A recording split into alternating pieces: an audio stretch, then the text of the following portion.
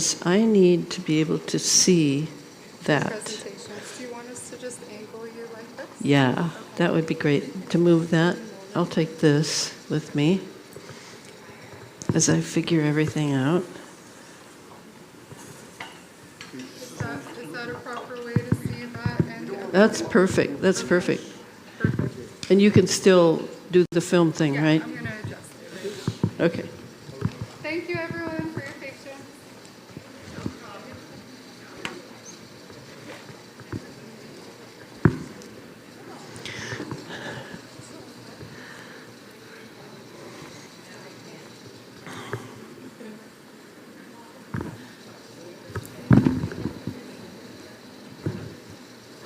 So, as you all know, I'm on a book tour for the Geoengineered Transhumanism book, my last book on geoengineering. You were here and you heard me say it, and you witnessed that I will not write another geoengineering book. That's the third book, and I consider it the best. And what I would like to start with is just informing you of a few things. No, don't touch it. It's okay. It's all right. All right, so I wanted you to know something, Americans, that if you wonder why the mainstream media can lie with such abandon, did you know that in 2010, the Military Information Support Operations, otherwise known as MISO, took the place of psychological operations, and that would be in the U.S. Army Special Operations Command. And what that does is MISO uses themes and messages to reach target audiences in order to influence their emotions, motives, reasoning, and ultimately the behavior of foreign and domestic governments, organizations, groups, and individuals. If a MISO operator does not understand the depth of an individual's condition, concerns, fears, ambitions, and vulnerabilities, then MISO is not effective. This is the answer not just to the propaganda and lies of our mainstream media, but it is also the answer as to why we are targeted for big data of what we're thinking, what we're feeling, what our behavior is. It's going on 24/7 now because nanosensors are everywhere. They're embedded in sidewalks and roads. They're in your clothes. They're in your house. The dust that you see, which we used to call smart dust, is loaded with sensors that are picking up data. It's very important to know that. That's our condition. Next slide. Okay, I would like to dedicate this presentation to a scientist who was murdered for revealing a very important fact, which is that the graphene oxide that is being injected into the people who have chosen to be inoculated, and the graphene oxide that has been released by aerosols from the sky, he said that when it goes into our bloodstream and encounters hydrogen, it becomes graphene hydroxide. And what that is he called it, I think he called it little knives, little razor blades that shred the epithelial tissue inside the blood vessels, explaining why people are bleeding to death by clotting from the inside, especially athletes with their fast-flowing blood. So he was filming this revelation with his wife when his door was kicked in and he was murdered. So I dedicate this presentation to him and other brave scientists who have tried to get the news out to us. Next slide, please. So I just got this from my friend Harry Rhodes, who is an ether technology specialist in the United Kingdom. And I was shocked to discover that even the graphene hydroxide is being released by aerosols. So Harry says, this is a critical post. This week over the UK, SRM, what does SRM stand for? I've blocked it from my mind. It's the so-called Solar radiation management. Thank you. Yes, the SRM, solar radiation management, deploys graphene hydroxide. The BBC just announced it's a new type of cloud formation. Once this gets inside the body, it can explode like thermite when certain high frequencies hit it, namely 5G and 6G. It is a one-atom thick atomic array that the body cannot recognize or eject.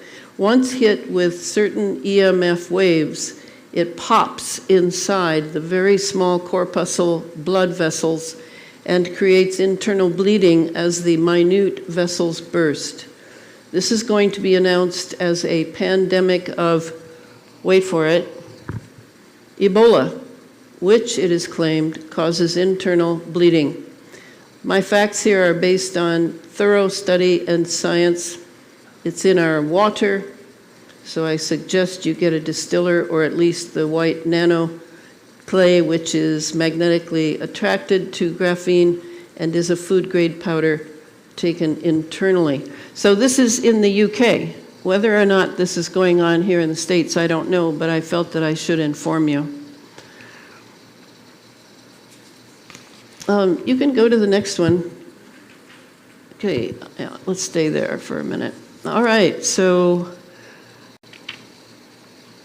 I wanted to read, we now know a very important part of the story we're undergoing regarding the inoculations.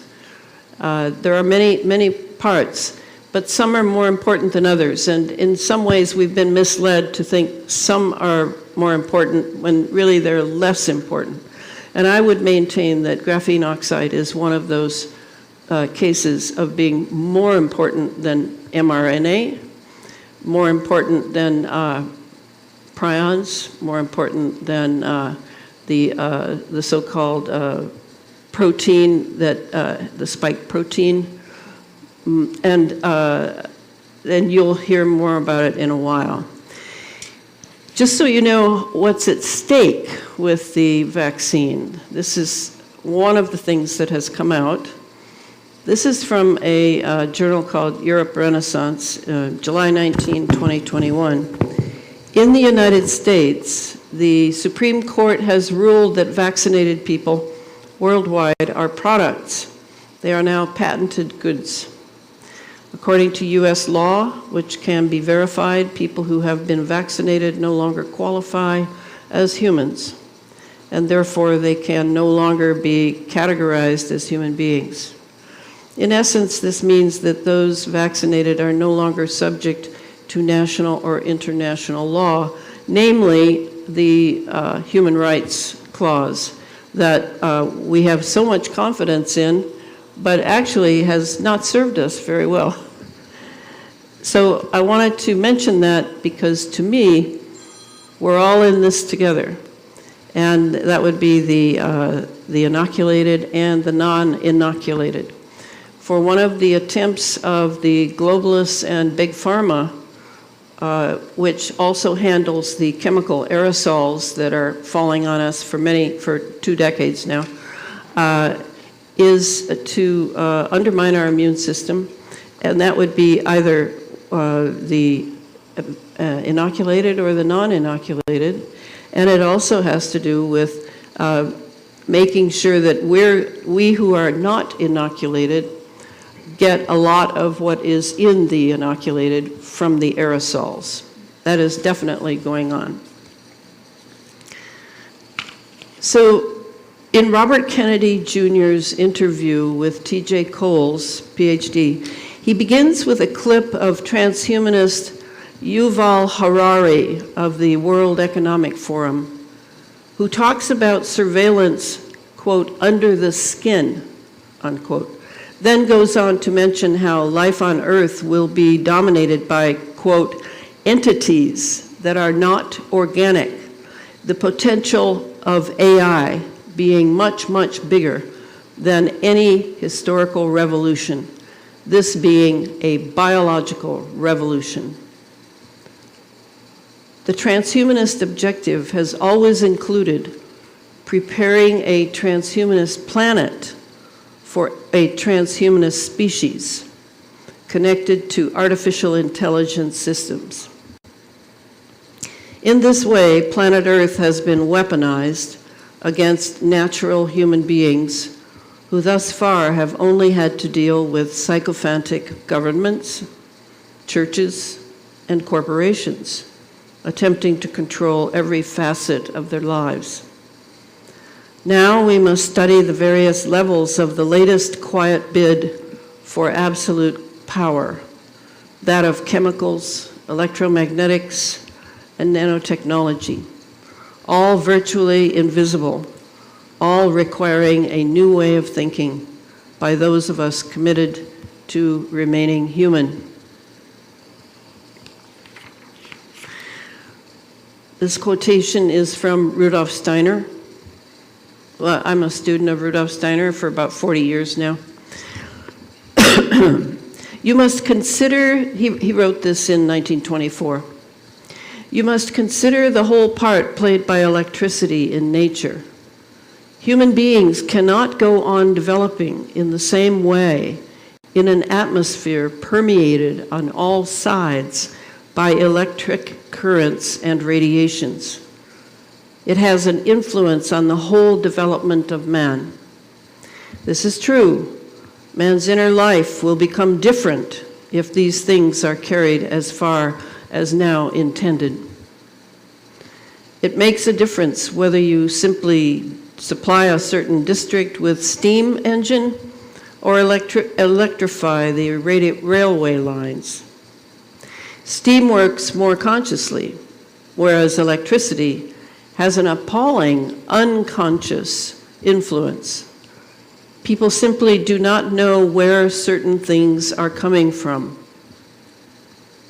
Without a doubt, there is a trend of evolution in the following direction. Consider how electricity is now being used above the earth as radiant and as conducted electricity to carry news as quickly as possible from one place to another. In the midst of electricity, people will no longer be able to understand the news which they receive so rapidly. The effect is to damp down their intelligence. Such effects are already to be seen today.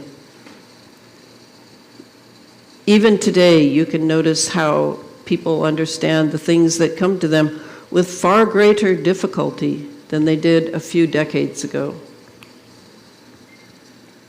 Next slide. So these are the 7 operational levels of geoengineering. When you've heard only that geoengineering is about the weather, climate change, global warming, solar radiation management, etc. Really, there are 7 major categories of operation going on. So the first one is weather engineering, and this is due to the chemical electromagnetic creation of plasma cirrus cloud cover to a degree. It also has to do with picking up new weather in the South Pacific and moving it north by means of laser and microwave or radiation, and then attaching it to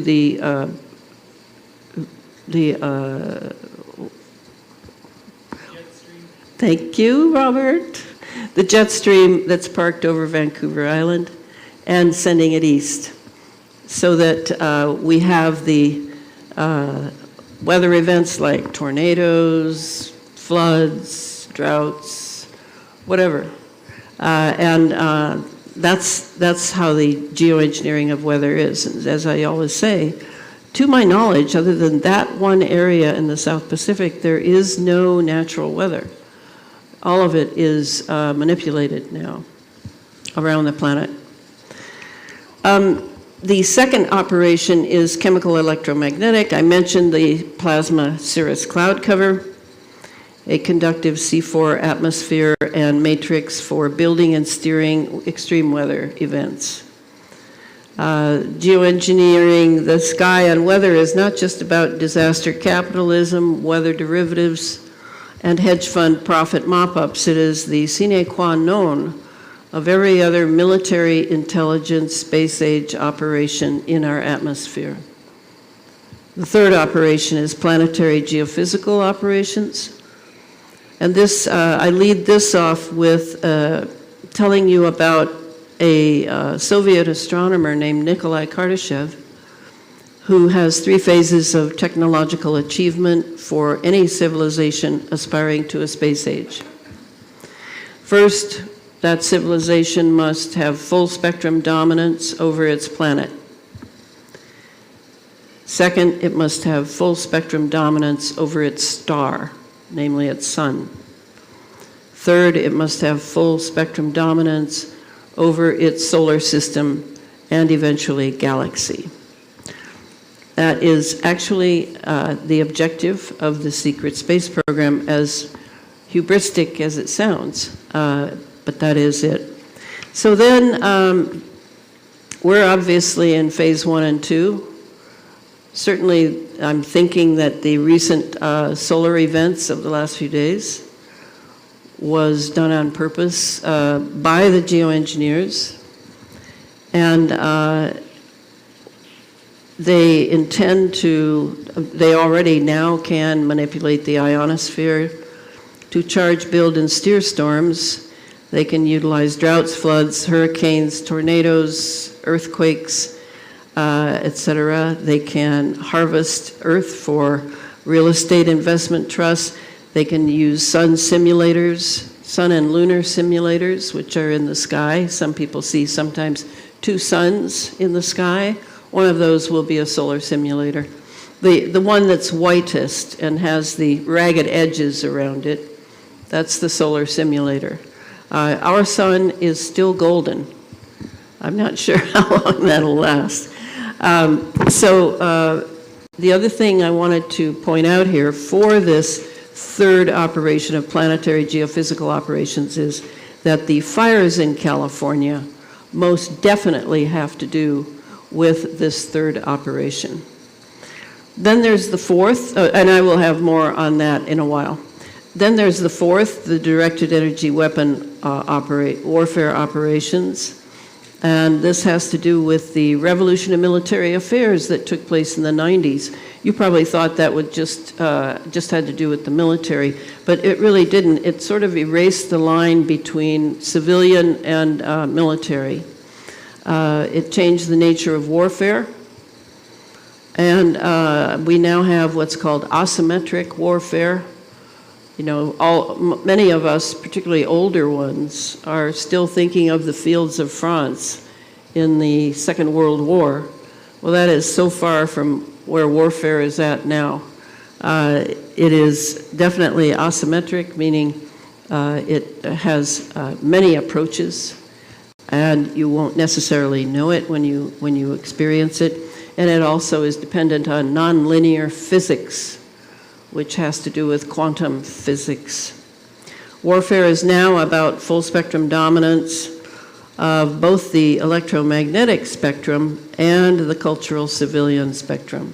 Instabilities of systems are identified, whether of a nation or an individual, after which the weaknesses are exploited by means of resonant effects, meaning the remote application of electromagnetic signatures, pulses, and frequencies. This is now how directed energy warfare is done.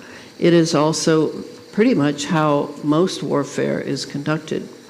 We have scalar interferometry now, and that has to do with HAARP, the High Frequency Active Auroral Research Project, and it has to do with lasers and masers. It has to do with particle beam weapons, high-powered microwaves, etc. And, of course, there's the cloaking. Then the next one is surveillance and neural operations, and that has to do with nanotechnology, artificial intelligence, mind control, or remote neural monitoring, as they call it now, electromagnetic targeting of populations and individuals, and 5G access to our DNA, and the nanotechnology inside of us and in our brain. Then the sixth is actually, I'm going to spend most of my time on the sixth with the fifth, I guess. The hive mind, Morgellons delivery. We're going to look at Morgellons tonight. I'm going to go back in history a little bit to show how Morgellons has to do with the inoculations. Nanoparticle delivery, that's the nanosensors, microprocessors, other electro-optical technology, remote genetic engineering of DNA, and replacing nature with virtual reality. And finally, the seventh is detection and obscuration of exotic propulsion technology, and plasma life forms. This has to do with the cloud cover that's always over us, that's created by the jets and the rockets in our atmosphere, so that they can create this cirrus cloud cover. It's made of plasma. It's not real clouds. It's not water or particulate matter. It's actually plasma. It's dry as a bone, and its intention is multiple, but I think one of the important parts is that there are things going on above that cirrus cloud cover that we are unaware of. Now and then you can see something, such as the exotic propulsion craft. Those are usually triangular, and it could be the TR-3B, which we've had for, I don't know, a decade and a half, I think. Or it could be due to the X-34B, which is much more of a space vehicle and is actually called by the military the Flying Harp. So there's a lot going on up there, and there are many levels. Some of you have gone on airplanes recently, and just count the levels of how, I mean, they're not just spraying above you. They've got levels above the levels, above the levels, above the levels. What are they doing? What are they doing? They're building all these plasma cloud covers. It's not by accident that there are so many. So next slide, please. So here is the famous acronym. What a great acronym they chose, HARP. As Nick Begich and Gene Manning wrote in 1995, angels don't play this harp. This is the High Frequency Active Auroral Research Project up in Gakona, Alaska. What you see is a phased array antenna, which should be very interesting to you, since if you have a 4G plus or a 5G phone, is exactly the same kind of technology you have in your phone, the phased array antennas. This phased array has 180 antenna units organized in 15 columns by 12 rows, yielding a maximum gain of 31 decibels. Originally, it was jointly managed by the U.S. Air Force, U.S. Navy, and DARPA, the Defense Advanced Research Projects Agency, in conjunction with the Geophysical Institute of the University of Alaska at Fairbanks. Its patents have changed hands several times, but were originally owned by Raytheon Corporation, the second largest U.S. military contractor after Lockheed Martin. The line between the CIA and these big corporate players in the military-industrial complex is virtually non-existent. So what we have here is the means by which the ionosphere has been absolutely controlled. To prove that to you, we have the actual Senate meeting in Alaska regarding the possible, in 2014, HAARP shut down in 2013. And it was really not what they said it was shut down for. But in this, we have the University of Alaska at Fairbanks asking some of the primaries if they're going to destroy HAARP, if they're done with it, or what they're going to do. Next slide, please. Chairman, and thank you to all of you this morning. Very interesting. I wanted to ask a couple questions here about HAARP, the High Frequency Active Auroral Research Program. Several of you at the table have a little bit of a piece here. As you know, this is located up in Alaska. It's currently funded by the Air Force Research Lab. It was formerly funded by the Office of Naval Research. One of the prime customers is DARPA, which is currently running experiments at the facilities there. So questions to several of you this morning. I'm told by the president of the University of Alaska that the Air Force has pulled its support for the facility, and they're taking steps to demolish it or take it down this summer. He's making the argument that there is other opportunities for us, and is trying to find a path where the university might be able to take title to the facility. I'd like to start with you, Dr.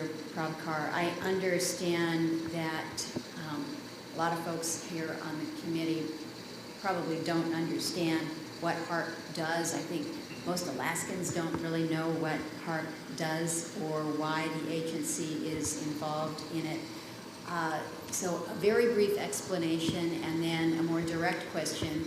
Would you be disappointed, or would you lose something if HAARP were to go away?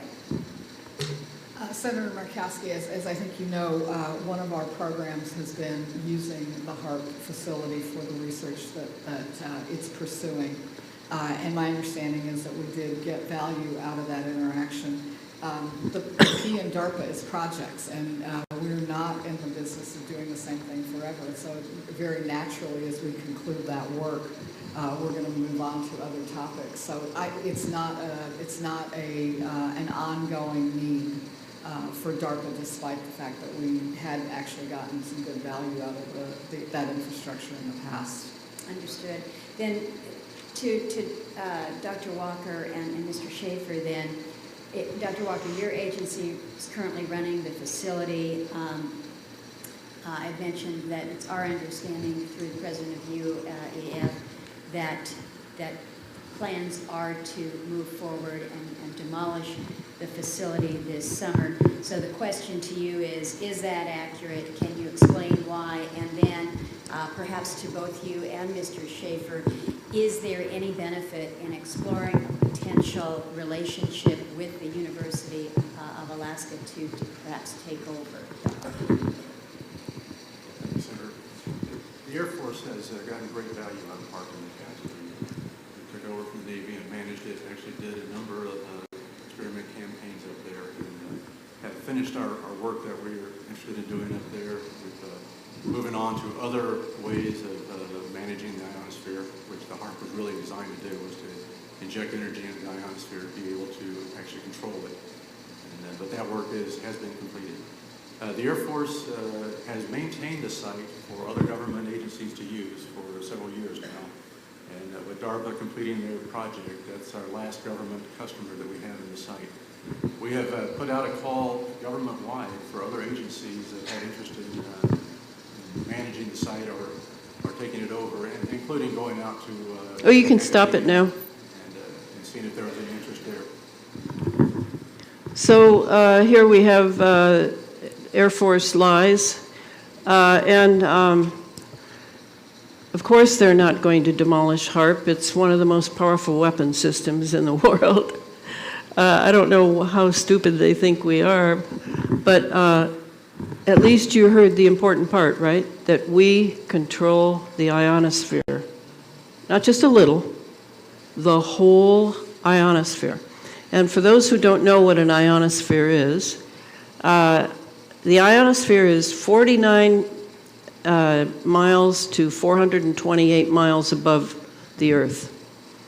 And it is surrounded by the magnetosphere. That's the next layer up.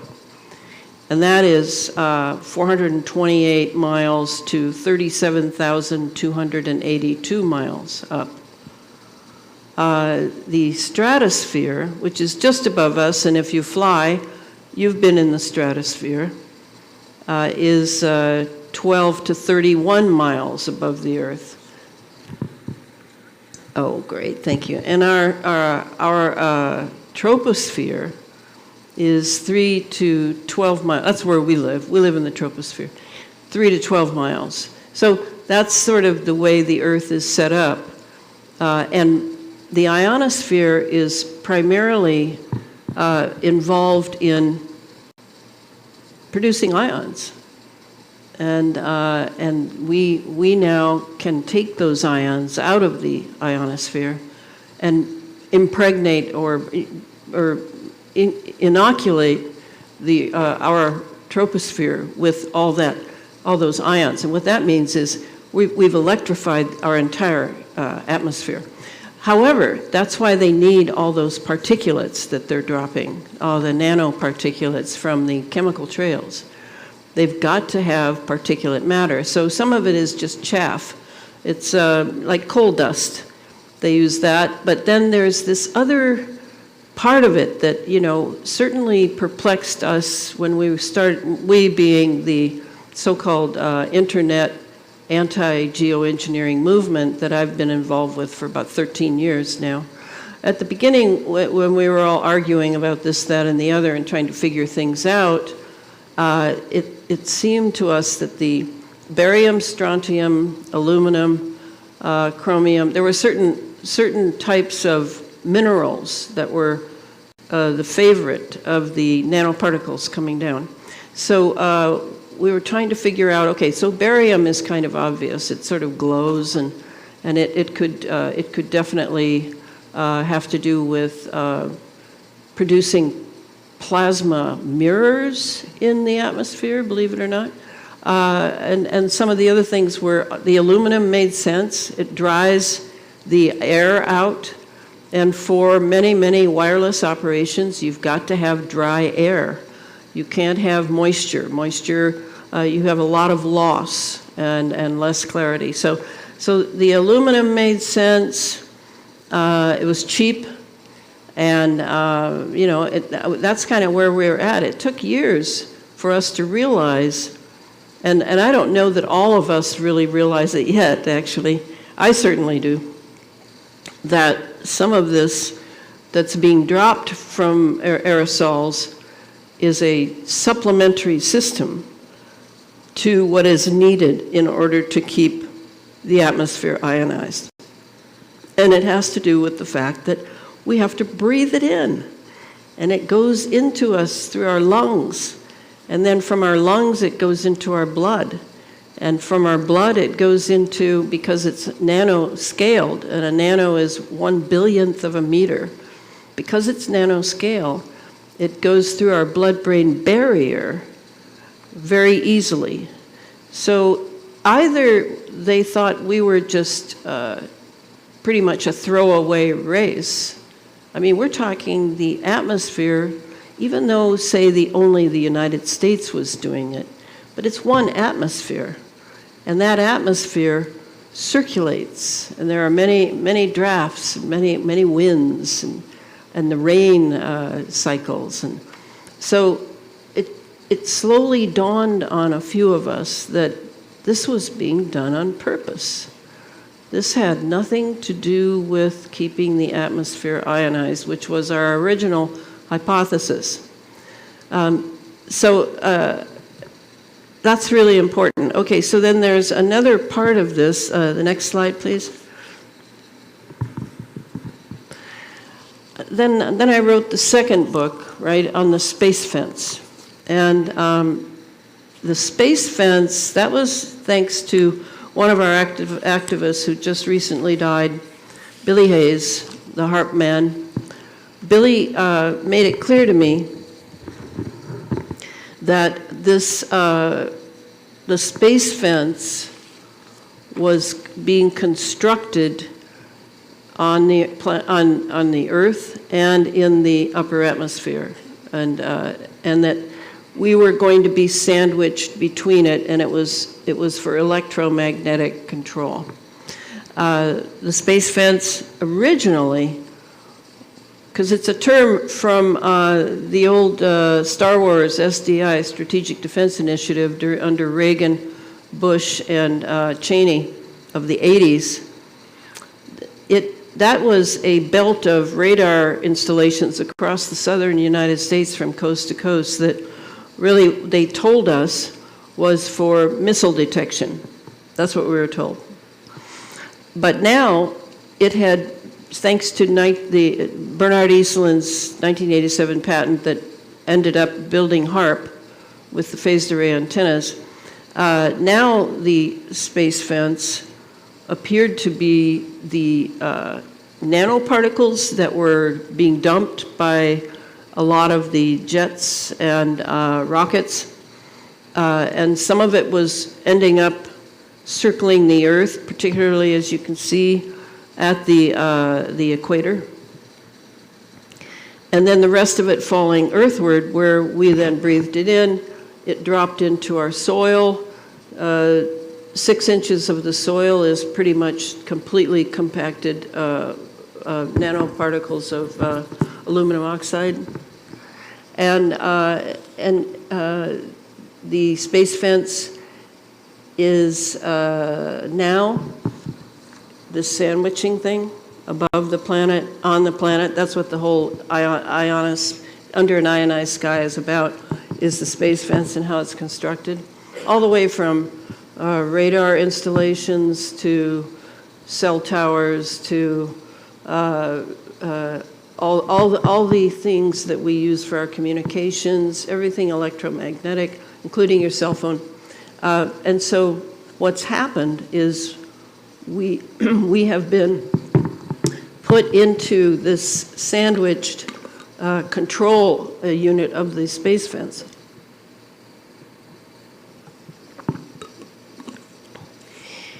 Do you remember, anybody here remember Jade Helm in 2015? Yeah, Jade Helm. The so-called military exercise. Well, that's going on now, and they're calling it the I love it, network-centric warfare under AI in order to master the human domain. And the human domain is, of course, us. So that's the space fence.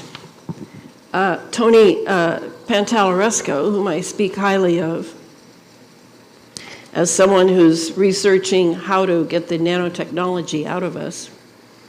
Tony wrote me an email on September 8th, 2019, and said, here is your space fence composition, carbon. And then he proceeded to tell me about how what is up there, particularly among all those nanoparticles floating around the equator, is really carbon. That's very interesting. Remember when the global conference happened in New York regarding the too much carbon, and we needed to now be, we had to pay a fee if we were going to still have carbon, so we're driving too many cars and blah, blah, blah, blah. Well, it turns out that really they're very interested in carbon and in making a lot of nanotech that is carbon. So I often think of that, you know, I've been told all my life, how about you, that we are carbon, we're made of carbon. You remember that? Well, that's not really true. We're actually made of protein, but they want us made of carbon. because carbon means that, CNTs, carbon nanotubes, will be very useful in making us into transhumans, into a machine species run by AI systems. So I think Tony was onto something by sending me that. All right, so the other thing I wanted to mention before we go on is think of mind control regarding HARP. I mentioned it. When Bernard Eastlund wrote his patent for HARP, he said that it was a method and apparatus for altering at least a selected region that normally exists above the Earth's surface. The region is excited by electron-cyclotron resonance heating to thereby increase its charged particle density. So about the time they told us that we had global warming, in a way it was true, because the technology was warming the upper atmosphere in this charged particle density that we were experiencing from HARP. So, all right, so remember that electron-cyclotron resonance. Then Robert O. Becker, the very brilliant doctor who wrote The Body Electric, he also wrote Cross Currents, The Perils of Electropollution, The Promise of Electromedicine.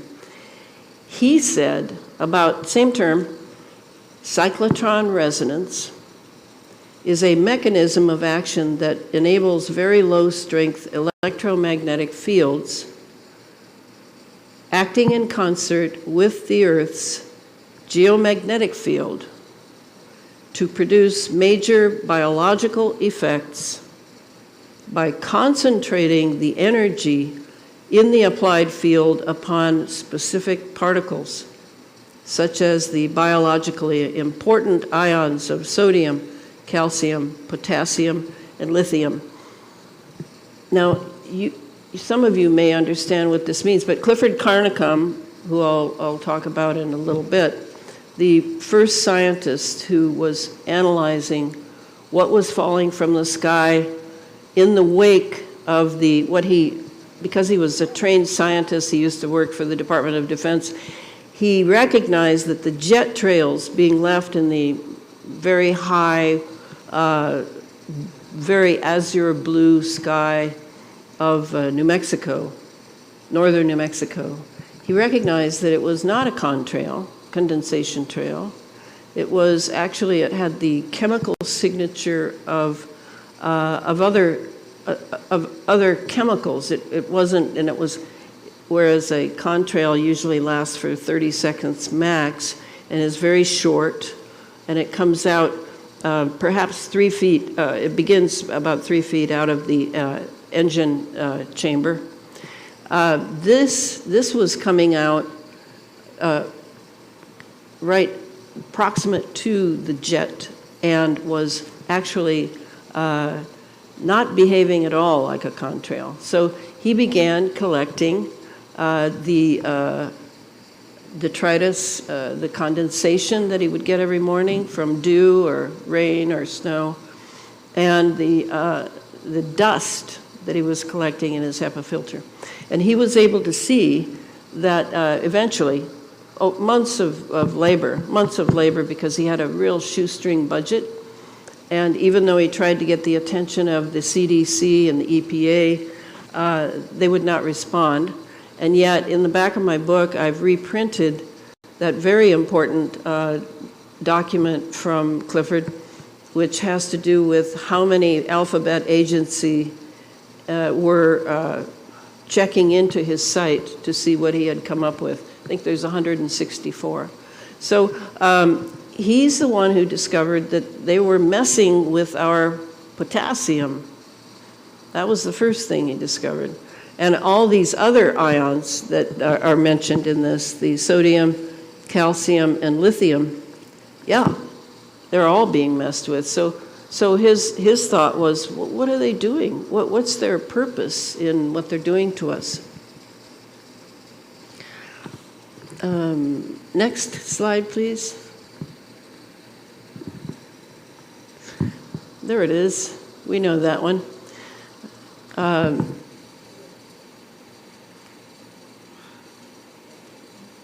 Next one.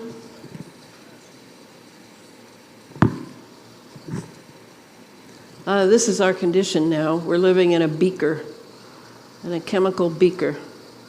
And I think our first task is to know that we're living in a chemical beaker and not wish it would go away, but to really study what we can find out about what's in the chemical beaker that our poor bodies are having to breathe and process. Next. This is pretty bad humor. Can you read it? It says, don't just spray them, bury them. I guess that's, pilot humor. Okay, next.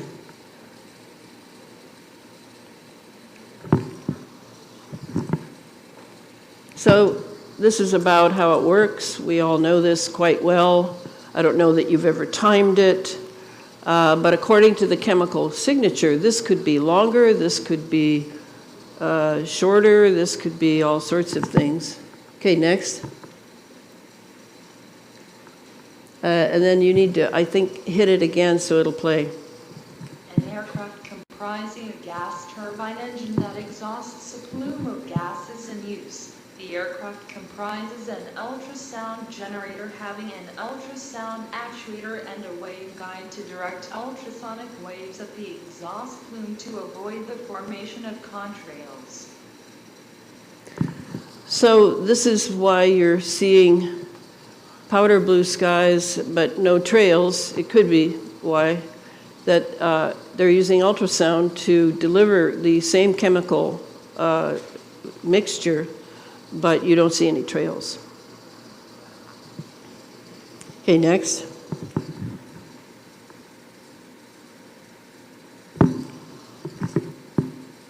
This is the old natural weather cycle. You recognize it. You know, the evaporation, it goes up, makes some clouds, the clouds get heavy, boom, it rains. Okay, next. Now this is how it is, and you have to look to the right to see the jets that are flying the particulates up to the stratosphere and dumping them. And then how they kind of fall down, maybe zapped by the ionospheric zapping. And eventually ending in a rain that is actually mostly chemical. Now, I come from Washington State. I am a rain expert and a cloud expert because we are just inundated. This winter was unbelievable. And it was chemical. I knew it was chemical. I'd stand out on my little porch of my apartment and look out at it, you know, whether it was sort of a fog or it was a light rain or it was rain. Whatever it was, I could tell that it's chemical. What can I say? Some people can actually smell them or taste metal in their mouths, pick it up in their mouths. So it's real. Okay, next. These are the ionospheric or the ionizing implements used by this latest booming business of people who are buying ionizers to be brought in so that they can bust their drought or on the other end make some clear blue sky for their daughter's wedding. This is a booming business now. Next. And this is where we started. Note the date. This was 2013. HARP was still running, had not been shut down yet. And what they were doing was they were practicing making these plasma clouds that we now have. all over the place. And they call them artificial plasma density clouds. The story here, I don't know if I believe it, but at first they could only keep it for 10 minutes. Well, then they needed to beef up the nanoparticles and maybe some laser operations from Starfire. Starfire is a very powerful laser program. Or somehow find a way to keep the plasma clouds intact, and then find a way to thicken them. So that was real. I saw them doing that, and by the time they mentioned it in 2013, I'm sure they'd already been working on it for several years. Next. I think you have to tap it again. So imagine a guy sitting at his laptop, and he's sort of playing around with the plasma in the sky.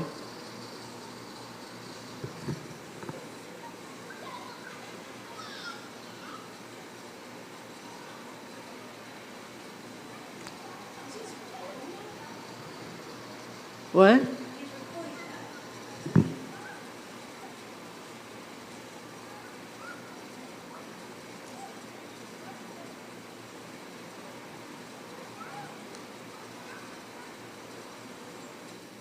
Yeah, this is, all of our atmosphere now is really their research lab. And, we're concerned about our health, our sun, our breathing, and all this, but they're running massive experiments in the atmosphere. But they don't want to tell us about it because there's a lot of problems with having people make lawsuits, like, for example. So no, we're not being told. Okay, go. This is just NASA, which is, by the way, not what you think. It's sort of an advertising agency for whatever the secret space program wants us to think it is doing. And here we see that agriculture ended in, what did it say, 1950? No, 1800. Wow. And then the industrial age ended in 1950. Yeah, that's about right. And then the IT revolution went till 2020. Okay, then we're at where we are now, the bio/nano age. That's what we're in. And that will lead us directly into the virtual age, which has no end. That NASA thing, the future is now, that's a very valuable little piece of information you can still find on the net. It's quite old, from, I think, 1969. Next. So here I'm going to begin with Morgellons. And I have been involved with Morgellons because I'm friends with Clifford Carnicom. I've never had Morgellons, but I want to make this clear. We've all breathed in Morgellons, all of us. There is no one who hasn't. But whether or not it's activated in us to where it ends up as a lesion coming out of our skin, like some people, you'll see some of these slides. It took me several years to figure out that my best guess is that it can be remotely activated in someone. So, it isn't the fact that I used to think that, oh, well, this person's having outbreaks of the lesions because their immune system isn't very strong. Well, that may be true, I don't know, but I don't think that was the reason that they had the outbreaks, whereas people like me didn't have the outbreak. I would say that, and then I had something happen when I was going to visit Clifford, and we were going to work on some specimens that people had sent him. But 2 weeks before I left, I suddenly had a full outbreak of something on my 2 calves, on my legs. So I took that to Clifford, and we ended up scraping my legs with a razor blade and putting these little polyps on a slide and looking at them under a 5,000 power electron microscope. And what it revealed was, no, it wasn't really Morgellons. It was masses of crystals. I mean, I just thousands of little crystals. And so we spent the whole week, unfortunately, obsessing on my legs, trying to figure things out. And then when I went home, within 2 weeks, overnight, gone, like that, gone. My legs were clear. So that's when I realized, oh, Clifford's and my friends, you know what I mean, had decided that I would take this little gift to Clifford, and we would not be able to do the work that we had originally intended. So that was when it occurred to me that a lot of this is remotely triggered. And I don't know what reasoning is behind it usually. I mean, in my case with Clifford, I understood the reasoning. But generally speaking, why some people have these horrific outbreaks, and some people have died from them, one being a really wonderful woman I used to know a little bit, Jan Smith. So let's go through that. We're going to go through some slides. And the reason I'm bringing this up from the past is we still have the Morgellons that show up in, remember, you saw probably on the internet, you may have seen that the masks several months ago seem to have these black filaments in them. Well, that's possibly Morgellons. And then you have the what was the other thing? The PCR test. That too had these black filaments in it.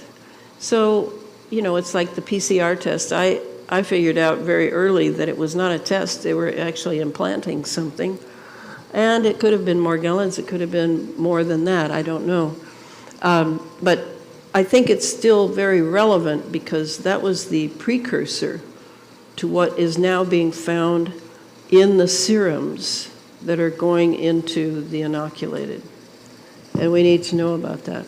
Okay, so let's read this one. This is from Tommy Target. I don't know if she's still alive. I'm not in touch with her anymore. Summary of findings. The Morgellons pathogen resides within red blood cells. So when the CDC tells you that Morgellons is simply a skin condition, you know they're lying, and it's a blood condition.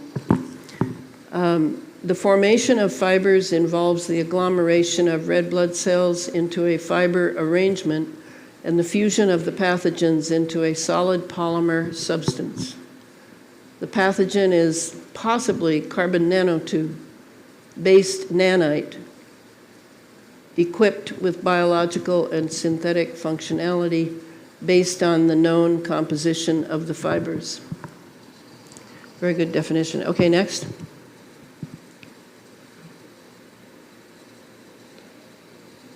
Yeah, this is actually what it usually looks like. Those parts that you see that have to do with that look like wires, actually are wires. And now I'm wondering if they were graphene oxide, because the graphene oxide looks a lot like this when it takes off in the body. So just enjoy that. I don't know if enjoy is the right word. While I read this to you, I want to read from the book. I Xeroxed a few pages from the book. Scientist Clifford Carnicom calls Morgellons a new life form in the sense of a synthetic biology, an artificially engineered life form with properties of eukarya, which is a sophisticated life form, archaea, and bacteria, both archaic and evolved single-cell organisms. The fact is that Morgellons is a carefully engineered metamaterials neural network that self-assembles, self-replicates, self-organizes, and self-heals throughout the body. Some of the functionary instructions are programmed into it, some delivered remotely by AI systems or human operators. Hair is often colonized. The medulla shafts employed as an antenna farm. The receiver-transmitter capability of hair has long been known. The story of Samson and Delilah, why Indians used to only cut their hair during a full moon, etc. Facebook TI Tommy Target recommends shaving or waxing one's hair to reduce the power available to nanotechnology. Putting a cell phone up to one's head feeds power-hungry Morgellons. And this was all in the 90s. This was all going on in the 90s. And most people in America had no idea. No idea. It was very carefully siphoned off to the weird edge and the conspiracy theory and the tinfoil hats. Okay, next slide, please.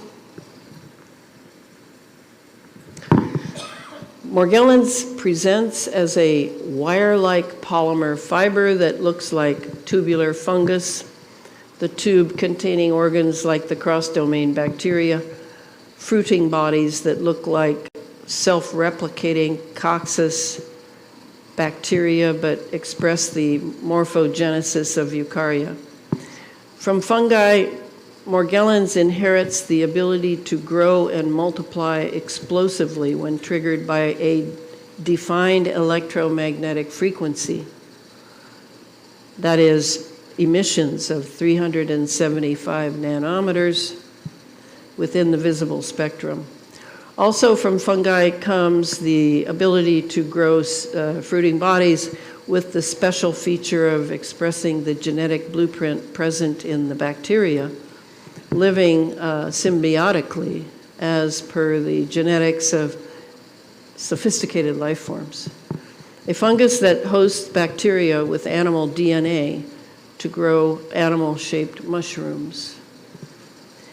Similar to human red blood cells, self-replicating outside in free nature and not in a petri dish, cross-domain bacteria is a life form that can withstand freezing, drying, and burning in a Bunsen flame with bleach poured on it. Nothing destroys these cells. Next one.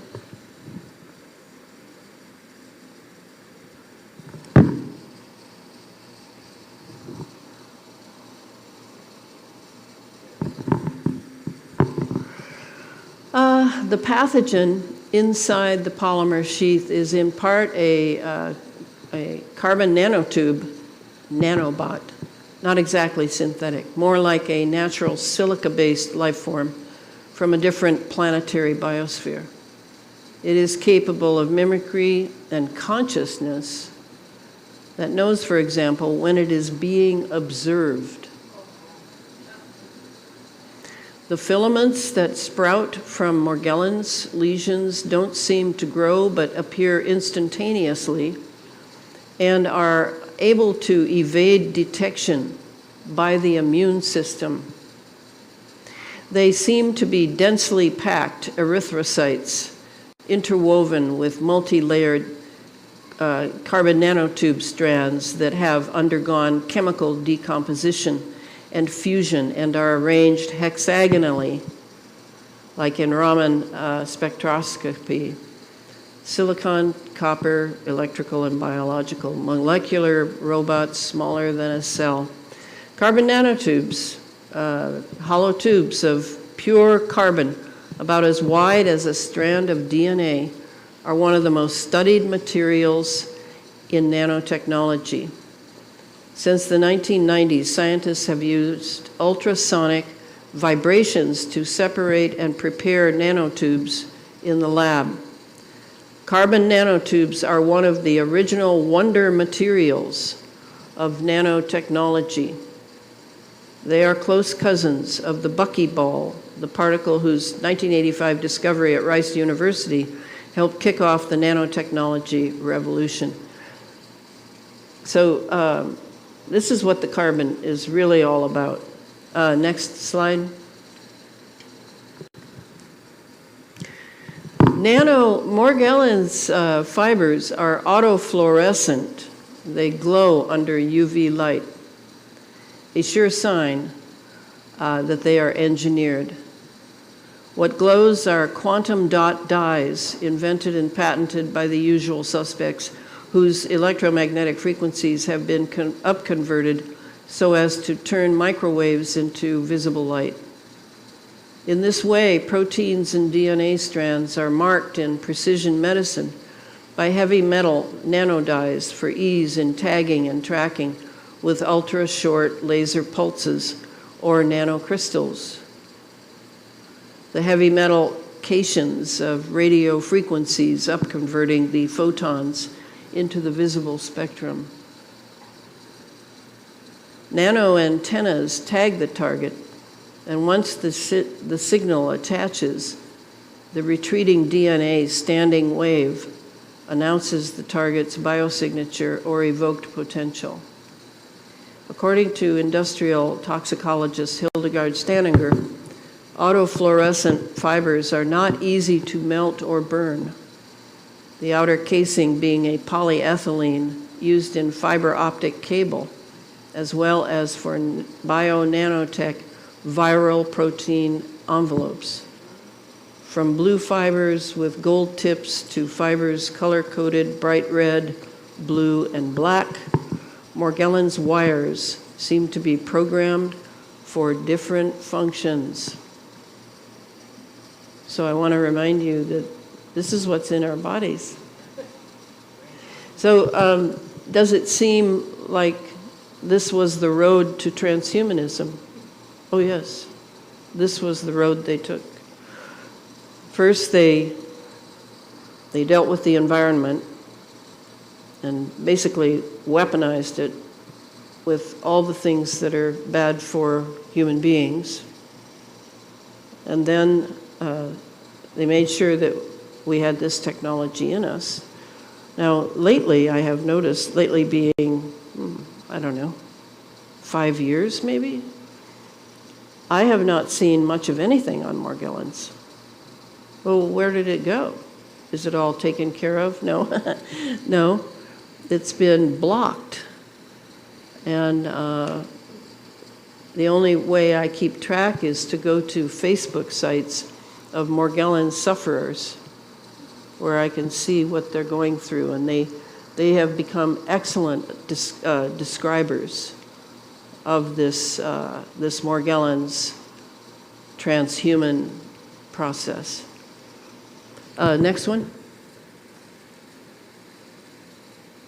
Now I speak in the book about hexagons. It's a very important part of this because for anybody who's done DMT or other psychedelics, you may know that the cell structure of the DMT is hexagonal. Actually, it's a hexagon attached to a pentagon is actually what it is. And now it's being thought of that it might be a gateway to a certain consciousness.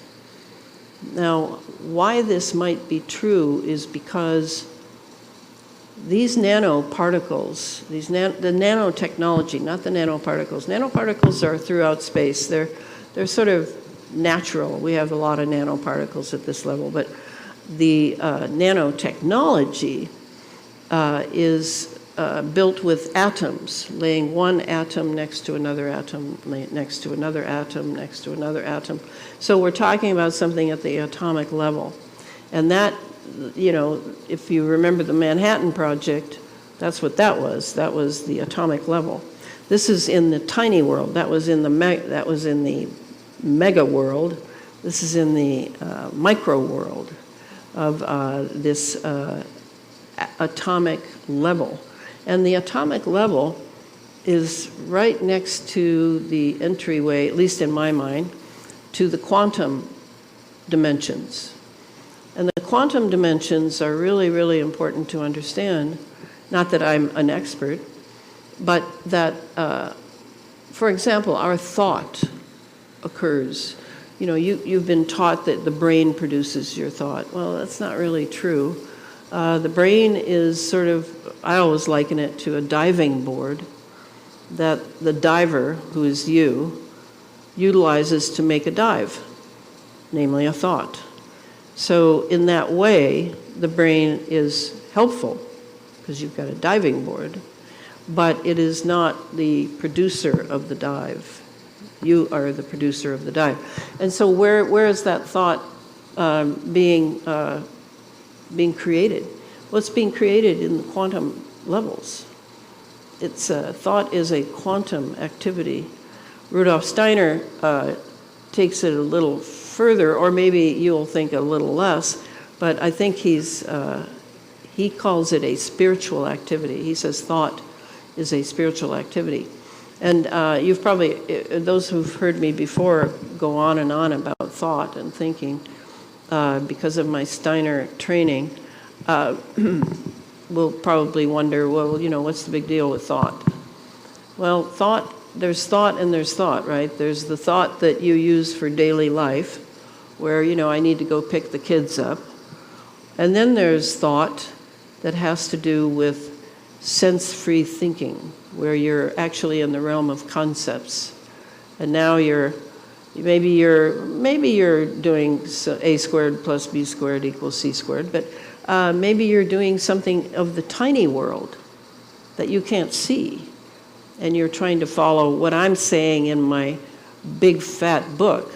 You're trying to understand how this tiny world operates. Now you're in the realm of sense-free thinking because you don't have it in front of you. You can't really, you know, lay it out and look at every bit of it. You have to have a different type of thinking. And that's what I said earlier, wasn't it? Didn't you see that, what I had up there, that we need a different type of thinking from the one that created the problem? There's a thinking that created the problem. We need another type to solve the problem. And that's what we need now.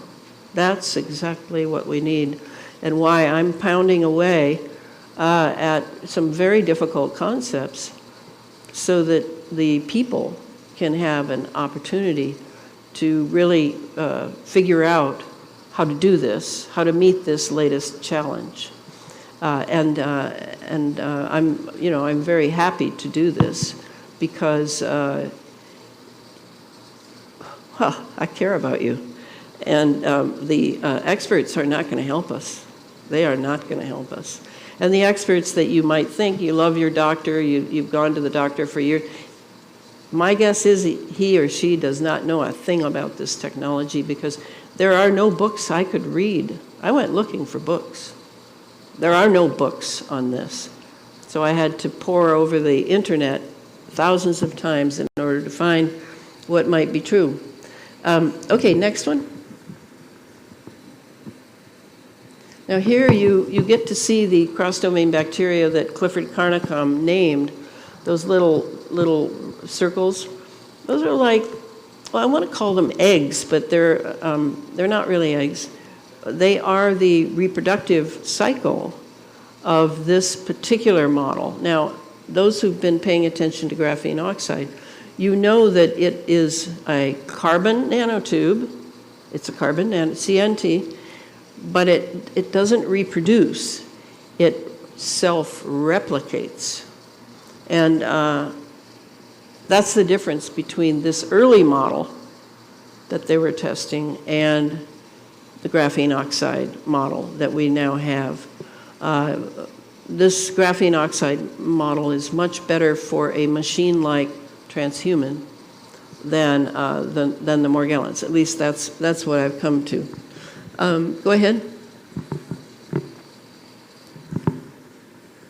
Wow.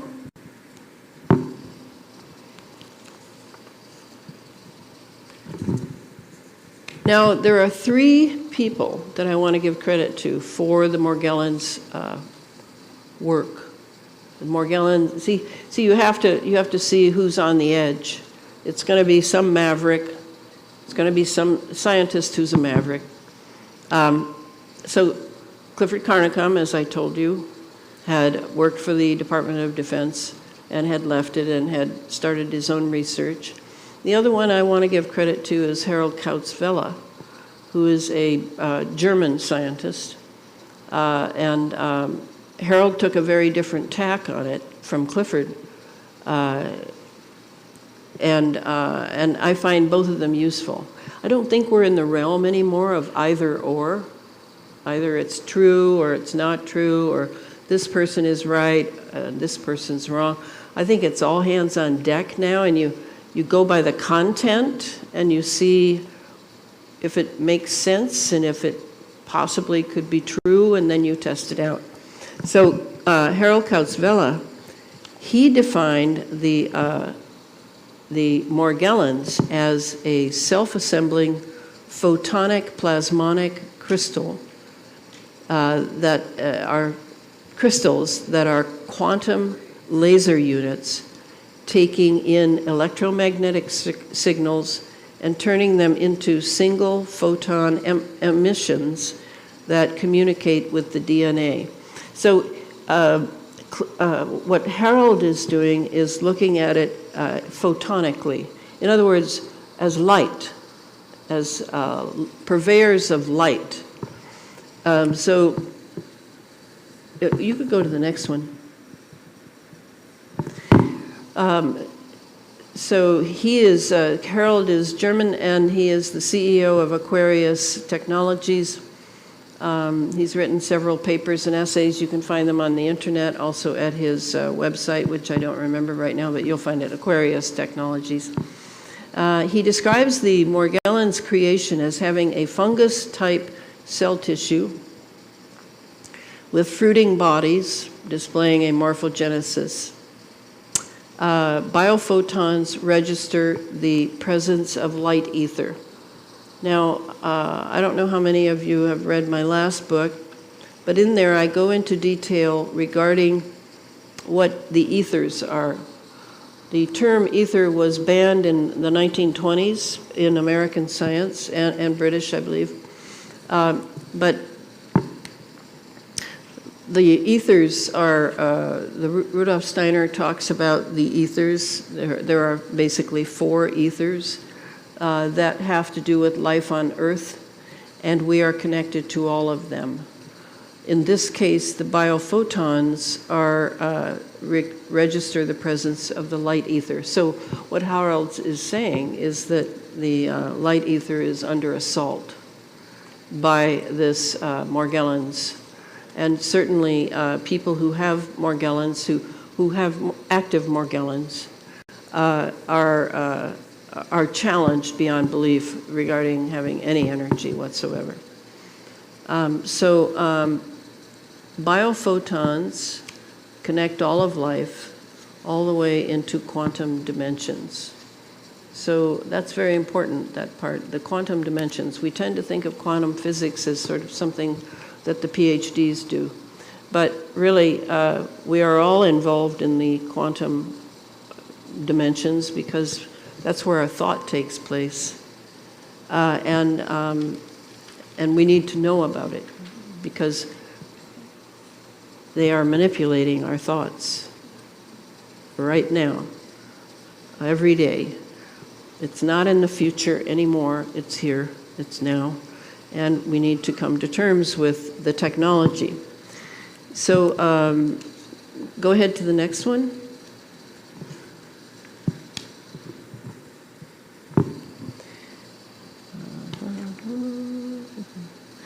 Okay. Kautzwelle then dives down the futuristic rabbit hole to discuss the transdimensional relationship that chemtrails, and Morgellons might have with the unfortunately named programmable matter known as black goo. an abiotic mineral oil from the Earth's crust containing high levels of monatomic M-state antimatter gold and iridium, a biophoton attractor. This is where alchemy might be a more accurate term than chemistry or physics. Given that this programmable matter is somehow a conscious, self-organizing liquid crystal, black goo is also magnetic and capable of influencing the RF spectrum under 5G. A foundation for soft-bodied robots and self-assembling nanobots, and quantum computers like D-Wave, all in the realm of living machines. Are you ready for that? Living machines. This is going on now, and they're conscious. So the black goo is certainly in some of the pre-programming movies of the last decade or so. I have down here Smilla's Sense of Snow, 1997, The Matrix Trilogy, 1999 to 2003, Spider-Man 3, 2007, A Haunting in Connecticut, 2009, Prometheus, 2012, Lucy, 2014, Stranger Things, 2014, Ares, 2016, Alien Covenant, 2017, The Silver Surfer, 2020. So obviously we're being pre-programmed to see the black goo as being sort of part of our reality. As Kautzvela indicates, assuming that black goo is inanimate as per the pre-nanotechnology, pre-quantum science days, may be short-sighted, if not tragic. So we have living machines. Next. Morgellons has been engineered to merge inorganic with organic, including a gain-of-function spliced DNA or RNA. For energy, Morgellons nanobots utilize the body's energy system, as well as environmental wired and wireless electromagnetic systems. Like that cell phone you can't do without. Yes, they love the cell phone, because people can't do without it. I do not own a cell phone, and I do not recommend anybody own one.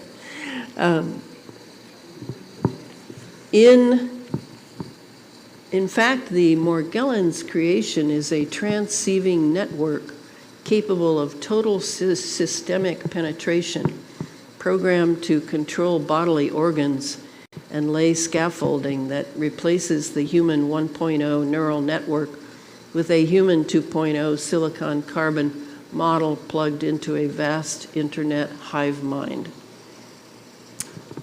Yes, that is what Morgellons is, just Morgellons. We haven't even talked about the nanotechnology we now have in our bodies. Next. Next. Notice the rather insect legs on this one. Next. That's blood. Next. Looks kind of like a seahorse, doesn't it? Next. Next. Here it looks like an insect head. Because insects are part of it, people have actually picked strange cellulose insects out of their sores. Next. Next. Next. Next. Next. And there's Clifford. And you can go to his site to see what he has there. He has all his papers there. And I do recommend that you look at the one called The Transformation of a Species, question mark. That's us. Next. Now this is, Ricardo Delgado is one of my favorite people these days, La Quinta Columna, and it's the most accurate and the most dependable. I mean, there are others that are good too, but generally speaking, this is where I go to look at things.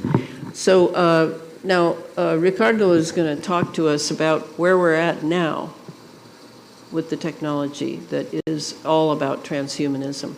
Okay, go ahead and activate it. Good afternoon, everyone. My name is Ricardo Delgado, and I am the founder and director of La Quinta Columna. All the vaccines tested, Pfizer, AstraZeneca, Janssen, and Moderna, contain exclusively nanotechnology.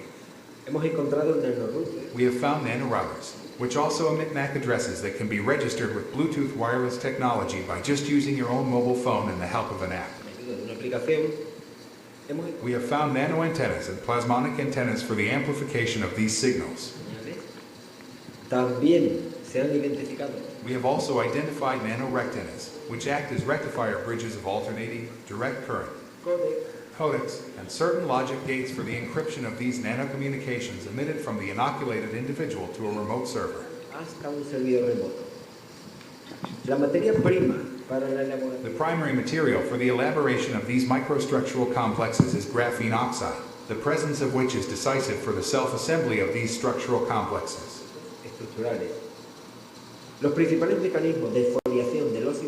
The main mechanisms of exfoliation of graphene oxide within the body into graphene quantum dots are natural biodegradation mediated by the enzyme myeloperoxidase, and the Tesla-phoresis mechanism, which are microwave electromagnetic fields emitted from mobile phone signals with different frequency ranges.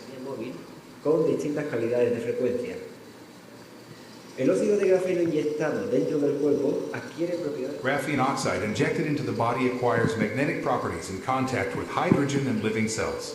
This is why most vaccinated people have this exacerbated magnetism at the point of inoculation, and subsequently in the upper solar plexus and the skull. Graphene oxide is detected in the body by our immune system as if it were a pathogen.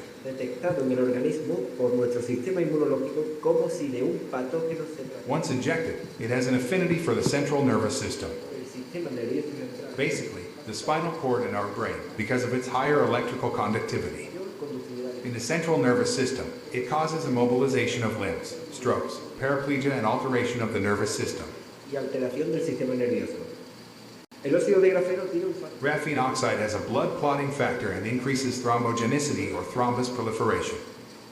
The ultimate consequence of thrombi is all kinds of cardiovascular accidents, such as embolisms, ischemias, strokes, aneurysms, etc. Graphene oxide also has an affinity for electrical organs, such as our heart, especially when its cardiac activity increases, and therefore its electrical activity. At that moment, this graphene oxide targets the heart and inflames it, generating myocarditis or pericarditis. In addition, graphene oxide has the ability to absorb electromagnetic radiation from our environment and multiply it with a transistor effect. Thus, it generates small discharges that cause arrhythmias in our cardiac system. This explains why so many athletes are suffering from arrhythmias when they have increased cardiac activity.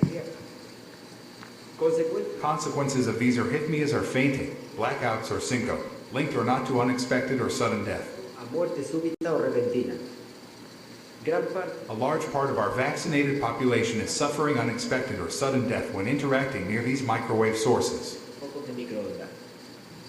Graphene oxide also has the capacity to generate mutagenesis, chromosomal alteration, and cancer, so that those people who have recently suffered tumors or neoplasms, after vaccination, will rapidly resurface a line of metastases, and those who are completely healthy will be at high risk of developing cancer. Graphene oxide is extremely toxic, and its toxicity is also dependent on the electromagnetic radiation it absorbs. Wherever it goes, it generates tissue inflammation, systemic or multi-organ inflammation, and a cascade of free radicals.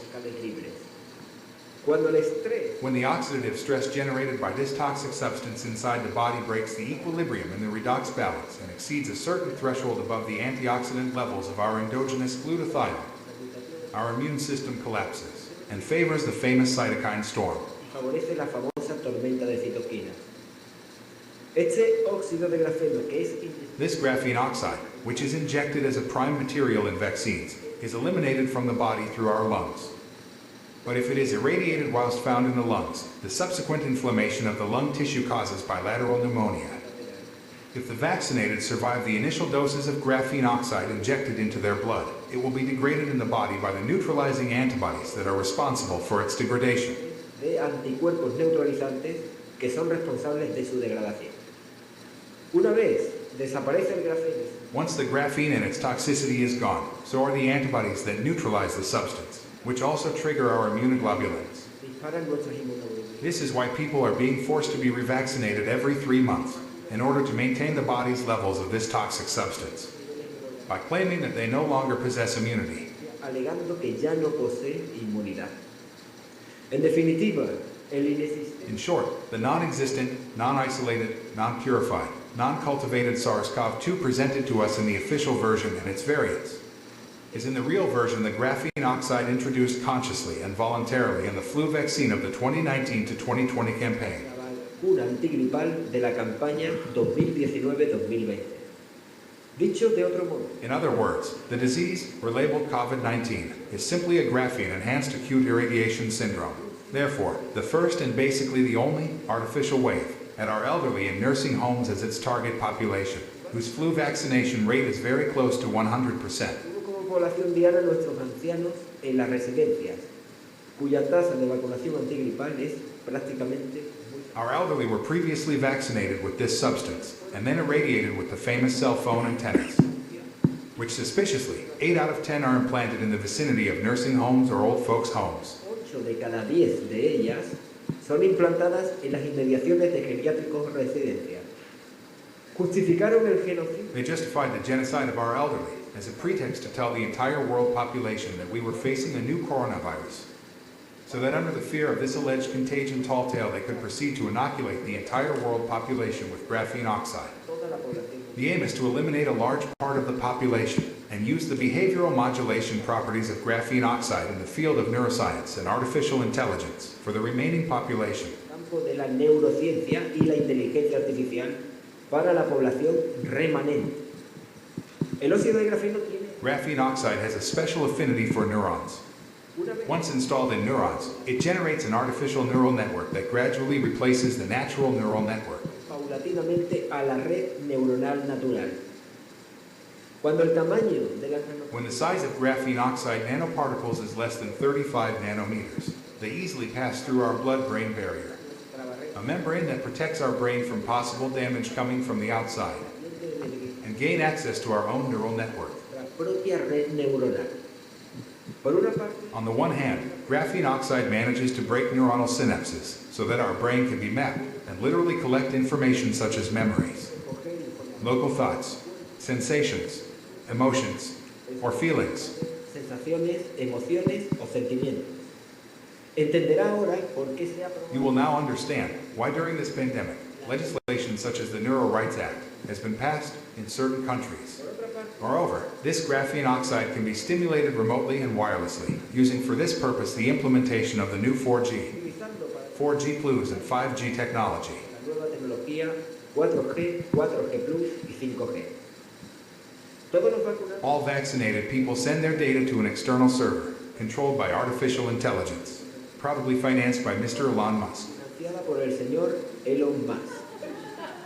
Esta síntesis de información This information provided is a synopsis of more than 20,000 hours of research, working with a multidisciplinary group of scientists, and is based on the scientific discoveries in Dr. Camper's final technical report, which provides unequivocally conclusive evidence of the presence of reduced graphene oxide in samples of the vaccines produced by AstraZeneca, Moderna, Pfizer, and Janssen. también en el análisis This research also emerges from scientific analysis of the material and observational evidence. han aprovechado la ignorancia We understand that they have taken advantage of the general ignorance and lack of knowledge of the medical and health community regarding matters such as nanotechnology, to carry out this sinister plan of what they call Agenda 2030. Puede complementar esta valiosa información donde You can learn more about this valuable information at www.lockheedtocolumna.net, where you will find all the evidence and scientific articles stated here. entre comillas, es global, nos enfrentamos a la desaparición. Since the vaccination process is global, we are facing the disappearance of the human species as we know it within a few months. They call it post or transhumanism, or simply the Human 2.0 project. In that new stage, the automaton survivor will be deprived of self-thought, autonomy, and free will. A slave species, diminished and entirely dependent on these technocratic oligarchies. De esas oligarquías tecnócratas. La quinta columna Lockheed to Columna is made up of millions of people around the world who seek to maintain the essence of human beings, respect for humanity, and their dignity as a unique species. Lockheed to Columna uncovered this crime against humanity, against its life, and against its very nature. Por favor, Please, share this vital information with those around you.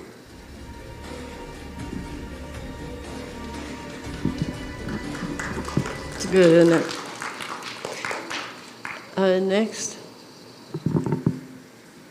Okay, so let's just get the size thing straightened out. Okay, so at the right there's a tennis ball, and then you see where the virus is, where the bacteria is, and then what else I wanted you to notice was at the very left, that's the nanobot. The nanotechnology is very, very, very, very tiny. Next. So Eric Drexler was the founder of nanotechnology, and he was a graduate student when he figured out that this could be done by building one atom next to another, and that you could actually make tools and you could make manufacturing implements, all from atoms. And he thought that it would, in his idealism, he thought it would free us up so that we could have more leisure time to create and be wonderful. But he also knew that it could go another way, and this is where he talks about that. And I think it's worth seeing that he did lose control of it when he finally published it in 1990 in his PhD thesis. I was thinking about machines able to build copies of themselves that were highly non-biological in their organization, not made of biomolecules.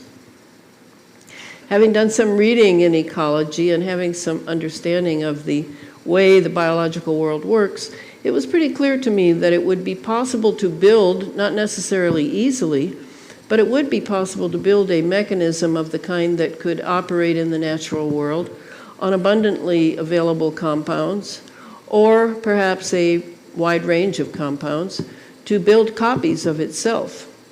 Something like that would be a lot worse than any plague or insect infestation you could think of, and in a limited case of awfulness, such a thing could have a very broad ability to consume organic matter. Obviously, there would be no predators, no ecological checks and balances, and so it could generally destroy the biosphere.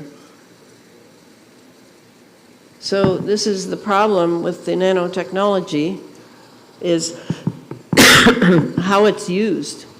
And I don't think it should ever have come into existence, but it is in existence. Next. So it's in all these things. We don't have to go through them all, but you get the idea. Because it's cheap, to make this nanotechnology is a cheap process. It's actually in every industry, it appears to be, and they don't have to list it, like the ingredients, don't have to list it. So if you buy refined foods and maybe like TV dinners or anything along those lines, I would say that you're eating nanoparticles, nanotechnology, and you don't even know it. If your immune system is strong, then you can probably survive it for a long time before you develop cancer or something else. But anyway, it's unfortunate that this has happened.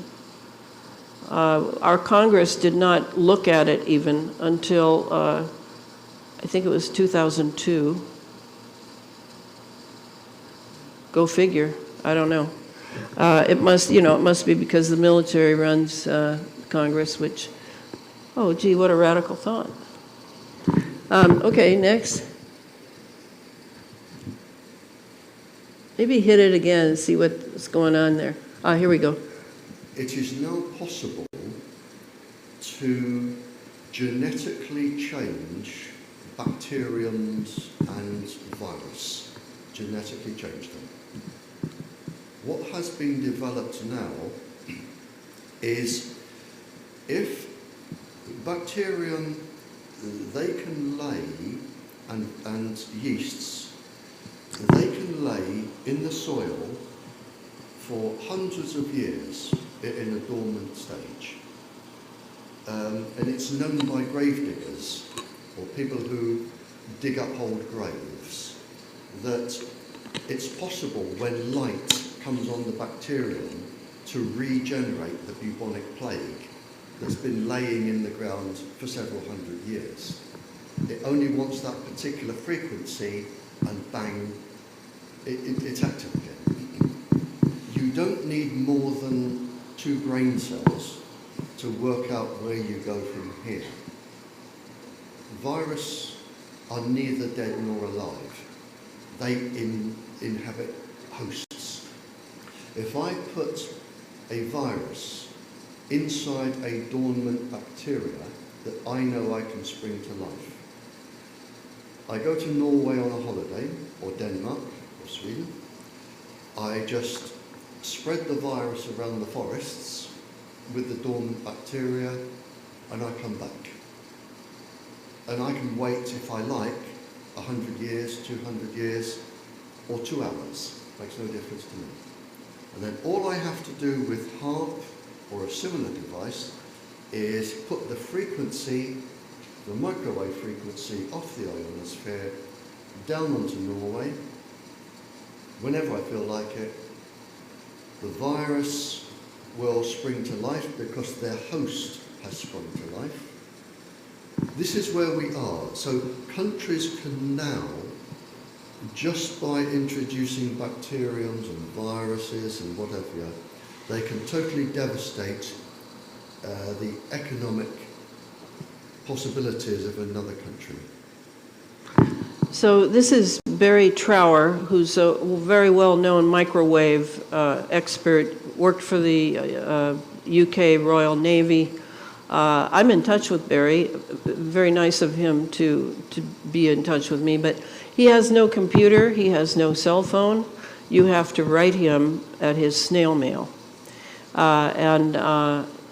He of all people knows how dangerous these implements that we just love for our convenience are. So he's definitely has been one of my advisors. Next.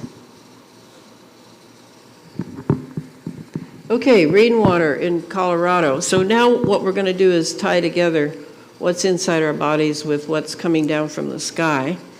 And that one, the dark one, does look like a Morgellons, and it might be, but it's hard to say unless you analyze it. Next. And there's the graphene oxide in rainwater and the lungs. Now, the graphene oxide looks very different from the Morgellons. Morgellons looks like a filament, but the real Morgellons is inside the polymer filament, and it's a series of organs. This is 1 atom thick and always looks like it's been folded in half. Looks like a tissue or like a piece of paper crumpled over. That's what graphene oxide always looks like. So let me read this. from a paper I wrote. So experimental serums loaded with hydrogel, graphene oxide, quantum dots, and luciferase, and nano-electronic devices are now being injected as yet more of remote-controlled precision medicine. With the right frequencies, programmed digital synthetic biology will direct the first generation of transgenic humans to be run by the internet. Graphene oxide nanoparticles conduct enough electricity across the cell membrane to magnetize nearby superparamagnetic particles like ferritin and magnetite to cause or heighten bodily magnetization. Remember how when people had spoons hanging from where they had been injected? Okay, so the magnetic nature of this is very interesting to me, given that we all live on the geomagnetic grid under our feet. Very important. So with the help of, okay, I did that. Let's see. While the claim is that this is non-invasive magnetic control, it's hilarious. Graphene oxide nanoparticles can hardly be said to be non-invasive. Magneto 2.0 is capable of controlling neural firing in deep brain regions in response to magnetic fields. Oh shoot, surround someone with an electromagnetic field and you can tell their deep brain what to do. So because graphene oxide nanos are superconductors, they absorb frequency bandwidths up to 15 gigahertz, which is easily within the human brain wave region. Go ahead. So now let's take a look at the fire video. This was done by Jamie Lee, who is the videographer who made over 100 videos of the Paradise, California fire. Jamie lives up there. I think he lives in Santa Rosa. And he was extremely upset over this. And so he did a lot of videos. But this is video number 51. And it's Jamie talking with what's called a nanomaterials PhD. And they're discussing some footage, some drone footage they're looking at that has to do with the fire.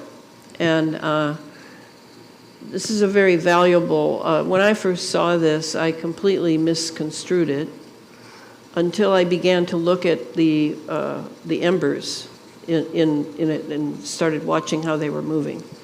So let's take a look. Go ahead and tap it again. So you were in the fires, right? You got it tapped up and ready, right?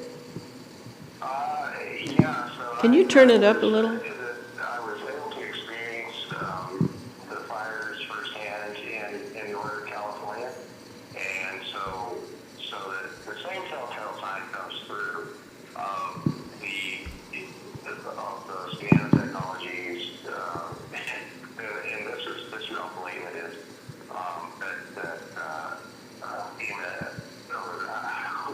Which group? But one of these groups actually posted a nanoparticulate accelerant, and that's just calling it out for what it is. FEMA did that. I released that. I put it on my Facebook because FEMA released it that they were using that. There was nanoparticulate matter they found in the ashes. So if you ask me, and you are, that is exactly what we're talking about. So that nanoparticulate, so really it's not coming from me. This information isn't coming from me. This information is coming from FEMA to you. And then you take that and you put it on the video and watch that. You watch those embers fly against the wind, hover in groups, and then find their way into cracks and crevices because that's what they do. And they incinerate at such high temperatures, that's why the color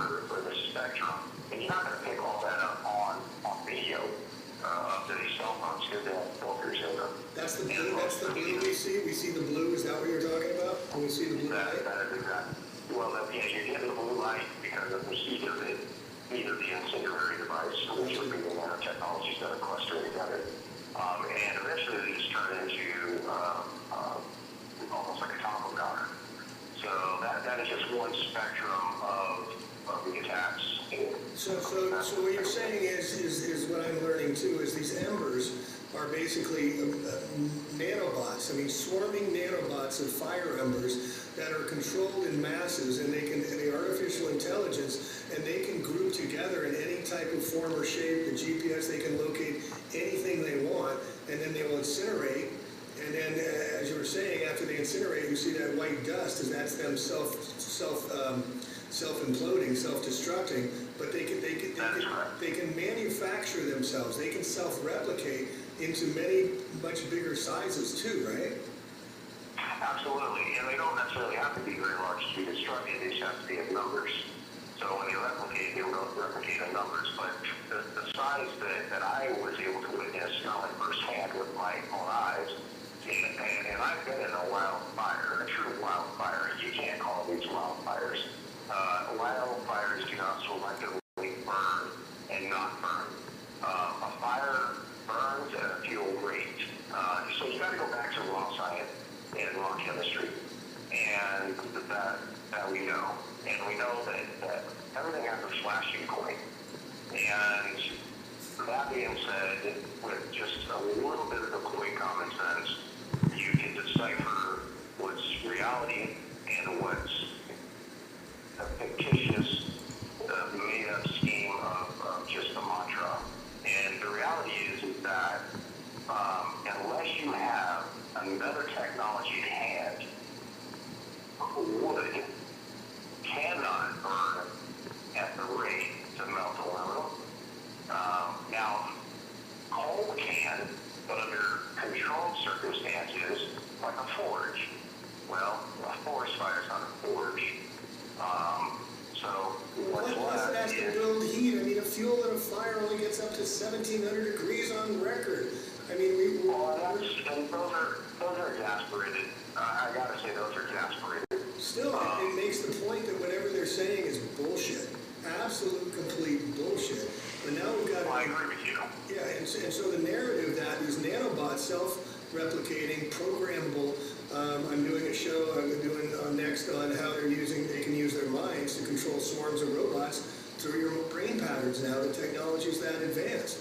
But how do they take, like compacting these nanobots, and we got to think in really small sizes, so they pack, we were talking hundreds of thousands, millions of these packed into a tiny ball. So where you see the so-called embers, those are the nanobots. They're not embers. Activates the bots. So after kind of looking at the footage of not only first-hand footage for myself and also through my own 2 eyes of the fire in Northern California, and you can see that there's multiple deployments of different aspects that were used in what I would say every fire that's been since probably 2017 or even 2016. And they all have the same signature all the way up until now. I think, I'd like to think that the hand was a little overplayed with this last fire. And I really would like to think people will wake up from this and see that this truly is an attack and it's not anything else but that. But there's a huge... So there's a huge problem with that, because now you have on the other side, the programming with that blue light, whether it be an on-off switch to this particular bar, it's also can be programmed into the minds to have people just completely disregard what's going on. And that's a scary thought, because if you look at the way the light works with the eyes and even Wi-Fi itself, it's so easy to program a mind or to make someone think a specific way with the right technology. Right, And the technology and Wi-Fi, so people know, is a two-way communication device. device that uses the flicker rate of the light that going on and off at a very high intensity to program you or read anything in your home. I mean, this is Alexa on steroids. Every LED light is a Li-Fi machine that's recording, adjusting frequency modulations. I mean, and how many people have LEDs? How many stores have LEDs? Everybody, right? Everyone does, yeah. And so being in the industry, I had, when LEDs first came out, 20 some odd years ago, when I was manufacturing the very small vacuum chambers. You can stop it. They were growing these. So, just as long as you understand what we just saw, we just saw nanobots being used with remote instructions as to what to burn and what not to burn. And they were working for whoever was running them by a computer, by an AI system, however that worked. This is the way fires are going to be started from here on out. There may be a moment when they have a laser or a LiDAR, or I don't know why Jamie Lee was talking about Li-Fi, but there may be an ignition that comes from the sky. Now we have seen that blue line of light coming from the sky at the beginning of fires. But anyway, once ignited, then the nanobots, they have a collective consciousness. And they kind of like birds in the sky that suddenly just dip their wings and they all fly together, or fish in the sea, they all fly together. That's that operation of what Rudolf Steiner calls the group soul. But in the nanobots, which are basically living machines, okay, that's how we need to think of them. They are living machines. Yes, they are in us. They are also in the soil, about 6 inches down. And in my opinion, they called for these fires, they're calling them up from the soil. They're not like creating them or dropping them from the sky or anything. They're already in the soil. And to me, the Paradise Fire and the other California fires were all actual experiments of this technology, of how it could work. So now I think they've got it worked out. The last fire I was studying was the one in Colorado, and that one seemed very much like a nanobot fire. So just so you know, this is how nanobots can be used as well. Then next we have the polymer snow. Now at this point, I am exactly at the 2-hour mark. And do we have a time limit to get out of here? No? Okay. So I would like to finish this part of the polymer snow, because we all have to warn all the children we meet now not to eat the snow, because it is not snow anymore. Okay, so let's go into this. Okay, go ahead.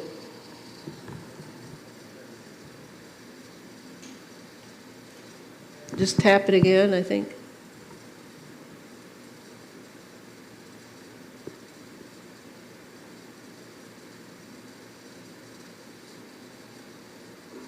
There you go.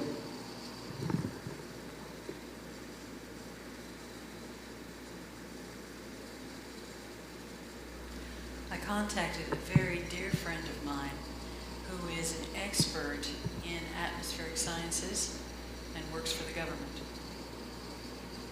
This is Red Michelle Hopkins. I asked him to watch the video, Is This Snow?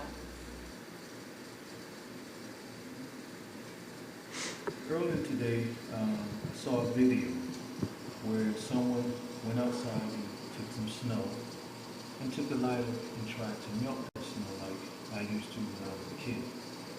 I always believed that the air was being sprayed with chemicals, which are called chemtrails, and that this is the reason why we're finally having snow, especially in Michigan, because the theory is that geoengineering is supposed slow down. They can't. The process. But anyway, let's get to this experiment because I couldn't believe what I saw and I wanted to try it. So I have a lighter, and the proof that the lighter is real, I'm going to light this piece of paper. As you see, it's real. And so let me take some snow, supposedly snow, over here. Let's try to melt snow, or ice rather, supposedly. And that's what ice usually does, it's in water underneath right now, but as you see, it's not melting. It's going to actually start deteriorating. I've never seen anything like this. No water, no condensation, anything. This is not snow, this is crazy. Anyway, so I went and grabbed my map gas, which is like a blowtorch. Literally like a blowtorch. Let's see what happens now.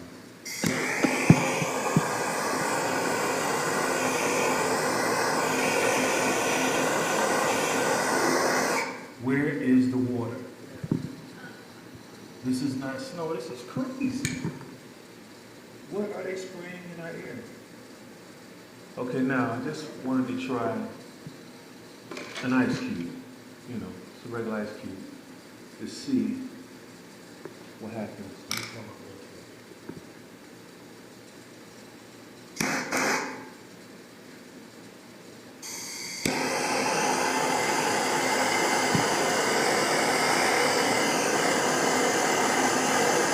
As you can see, the water's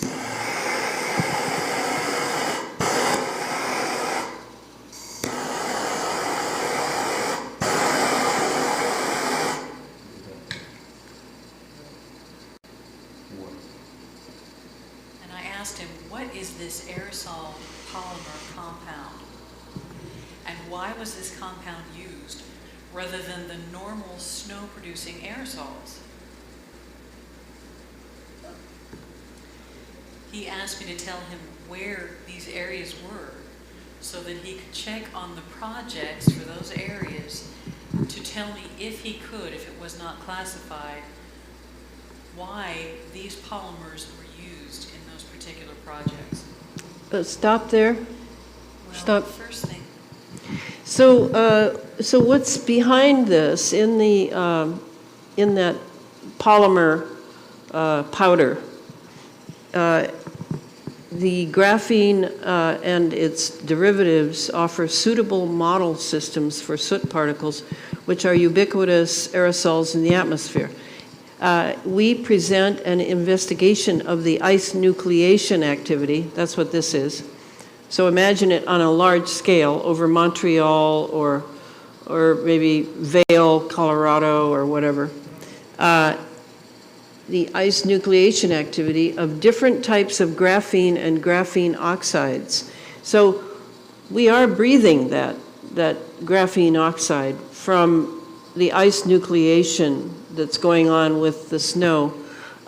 It's important to know that, so that I think that they want us to be to be the corollary for the inoculation. Say next. That's what I just read from. Next. And then this is interesting. This is aerogel. Look at how it is. It's like a cloud. This is made with the same kind of hydrogel that is going into the vaccinated. The hydrogel is part of the inoculation process. There's the hydrogel, there's the graphene oxide, there's the CNTs of whatever kind. Look at how, see, I think that's a lot like some of the clouds up there. I think that some of them are very thick, and they may be, could it be they could be hydrogel? I mean, how crazy is this going to get? I mean, I'm not sure at all, but that's what this reminds me of. Next one. Graphene oxide in the Pfizer serum. Go ahead. And then this is the fun one. This is the graphene once it comes near a cell phone. So think about this in your cell phone. I'm so mean. I'm sorry. I'm so mean. Go ahead. Включен мобильный телефон. Он включен именно когда идет вызов. Пока выключен. И сейчас я набираю номер. И смотрите, что будет происходить.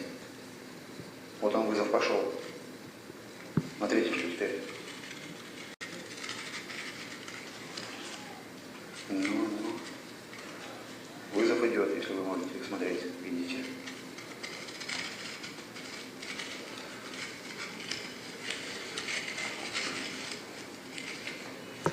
This is kind of how Morgellons is, too, when it's around a cell phone. The wires sticking out of the lesion, all of it trying to get to this, the electromagnetism. Just loves it. Когда я первый раз это обнаружил, даже страшно стало. Ну все, я выключаю. There it is. Proof's in the pudding. Okay, next. Now this is one of the this is one of the machine-like, computer-like equipment that is being found in the serums. This one is particularly good. It actually looks like a, what's it look like? Huh? Yeah. Did you say a modem? Yeah, it looks like a modem. Yeah, chip is too general now.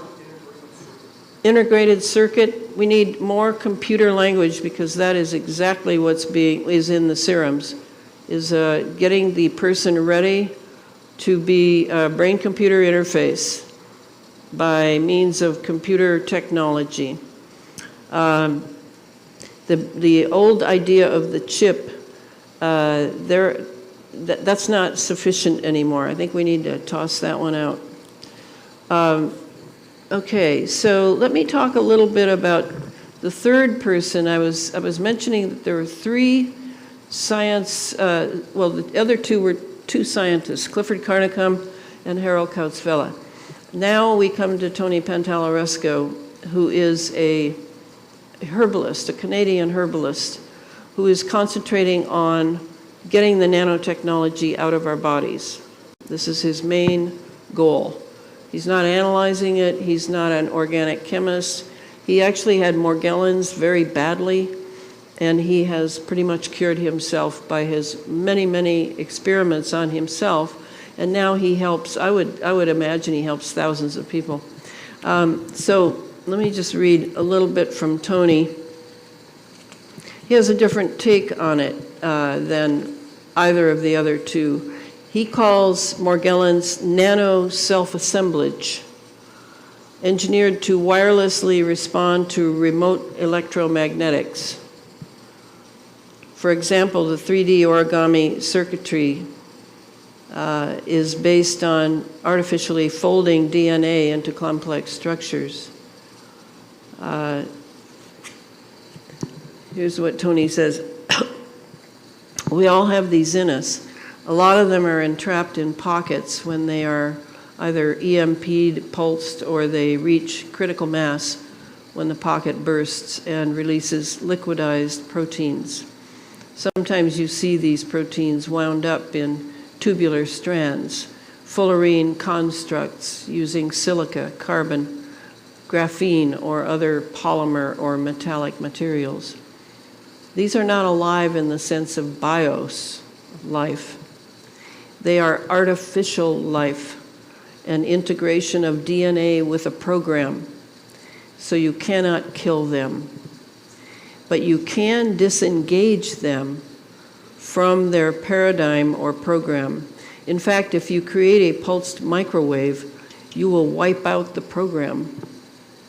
And if the pulses are strong enough, you will shatter the fullerenes, burn the quantum dots and bots, causing not only a program defragmentation, but also allowing them to take themselves out since they do not touch each other.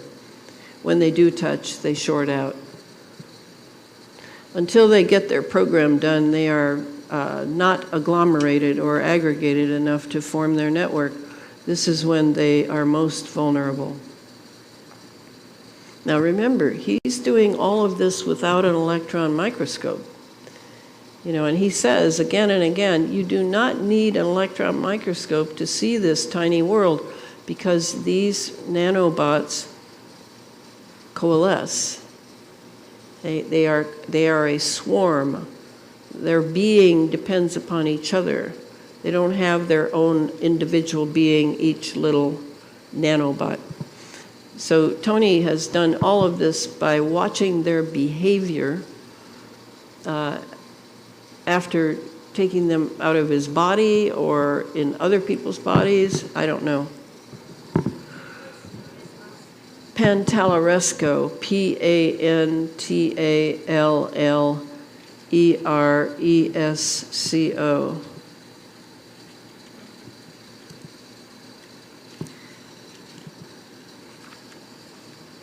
So here, I'll just use the last paragraph. Direct assault on the nanoparticles will produce a morphological shift. Depending upon the frequency modulation or intensity, they will either assemble in a circuit or scatter bots to initiate new platforms using a lattice of proteins, after which sound frequencies increase the assembly of bots, quantum dots, or dendrimeter and fullerene webs. Anyone using a cell phone is screwed, as it is used to spread. I mean, you want to know why they let you have the cell phone? I think this is it. Anyone using a cell phone is screwed, as it is used to spread the nano assembly. See, they have to, I think he's asleep. Daddy, is that your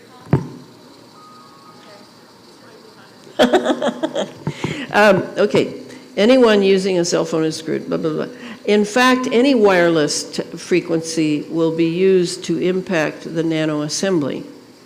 The higher it goes, the more the nano network will replicate / advance / release bots / rebuild. As the frequency climbs, you will see patterns, then bots, quantum dots, and dendrimeters release. Then you will see a circuit, lattices, origami, networks, multi-walled and single-walled carbon nanotubes, etc.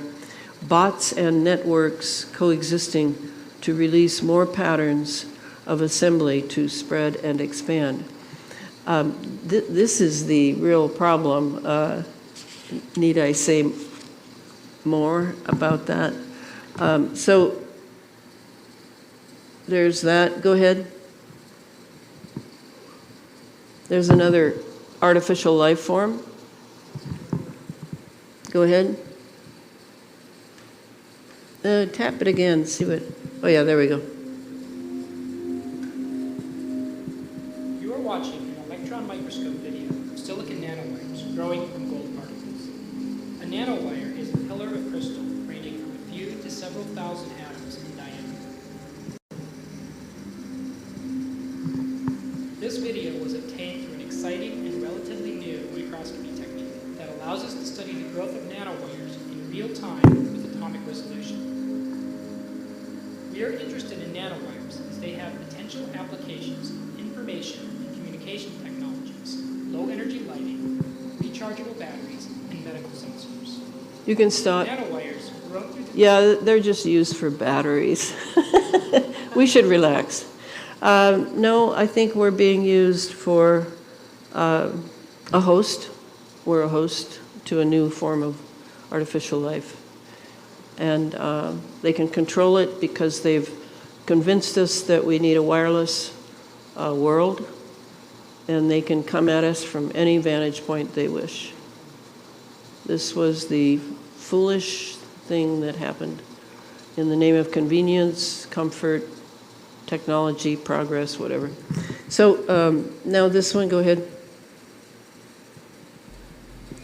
This is gold nanoparticles stripping DNA.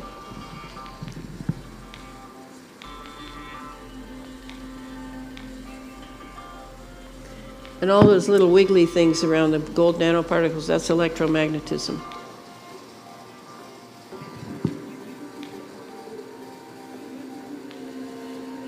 It's pretty violent down at that tiny world. Okay, go ahead. Okay, I mentioned the hexagonal just to show you this carbon nanotube here.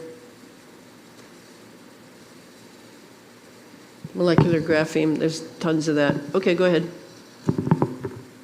And here's the Tesla-phoresis mentioned earlier, and it's worth watching. This is how they will get the graphene oxide to replace our nerves in the new transhuman machine that they're slowly building.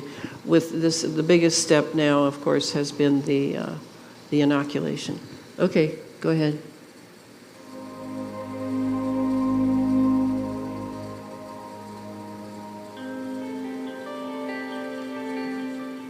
What we've designed, and we've done this very, very quietly, but we're glad to now release it to the world, is this idea of Tesla-phoresis, which is a discovery we made several years ago, and we've been developing it.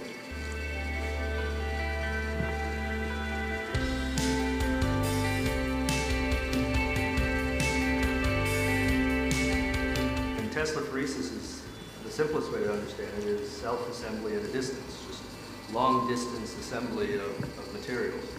And what we did was, because we're at Rice, we had plenty of nanotubes around, so we decided to use nanotubes. And what we discovered was that these nanotubes can actually string together and form wires by themselves under this electric field.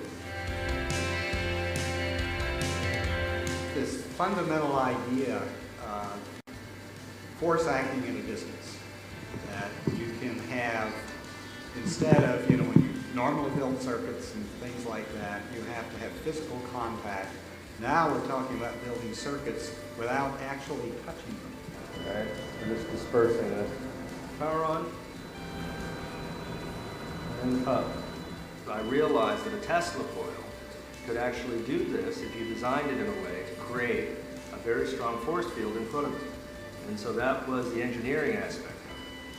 And then once I designed the machine, then all sorts of discoveries started falling out of it. Oh, that was a good one. Okay, stop it. It's one of those things, it's a project. So one of the most concerning things about this is that the Tesla-phoresis formation of wires by force at a distance,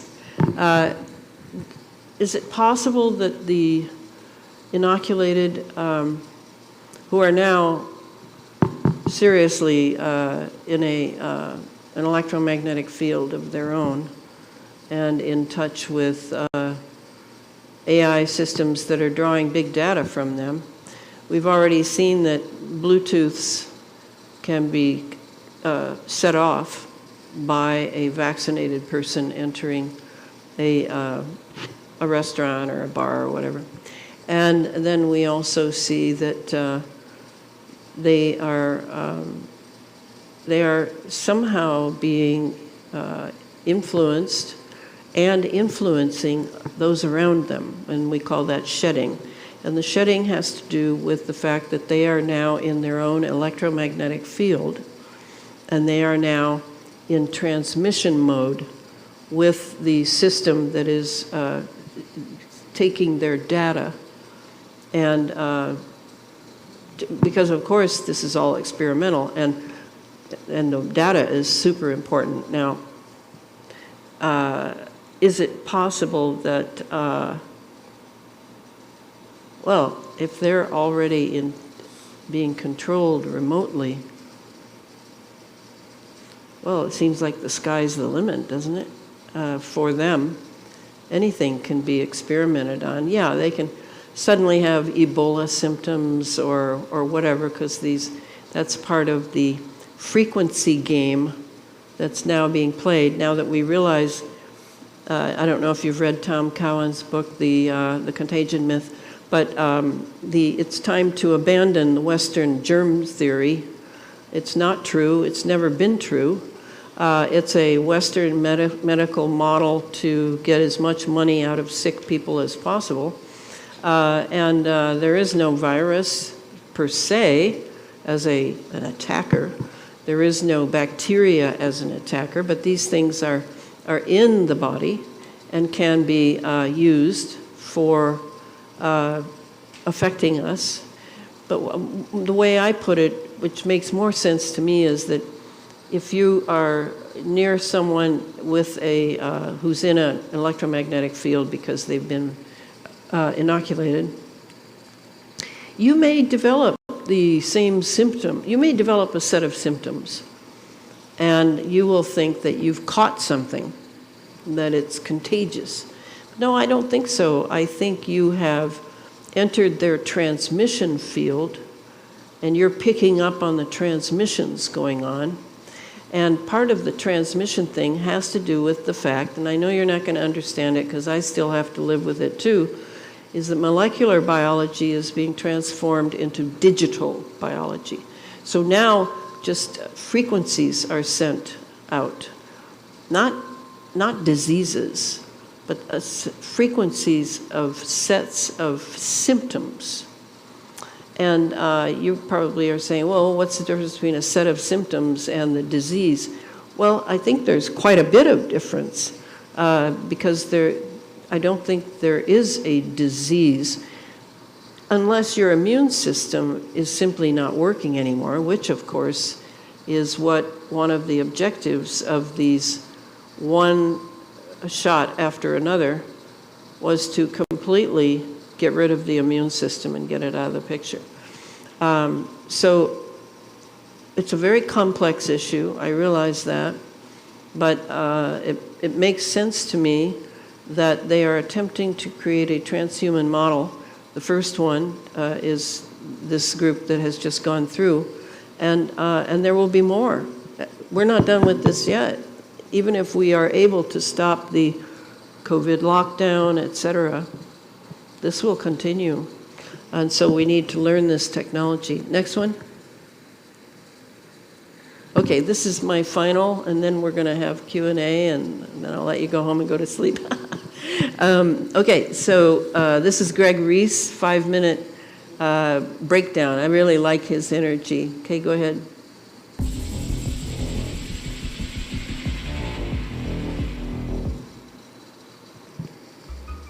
The Fifth Column recently published their findings and conclusions on the strange self-assembling nanotech they discovered in the Pfizer mRNA vaccines via optical microscopy analysis. The objects they found in the vaccine correspond with known items in the scientific record, and the conclusion they come to seems quite clear: that the well-documented scientific goal to use nanotechnology in living human beings to form networks capable of controlling several nanomachines is currently being deployed in the COVID-19 vaccines, which amounts to the most intrusive assault against humanity in all of recorded history.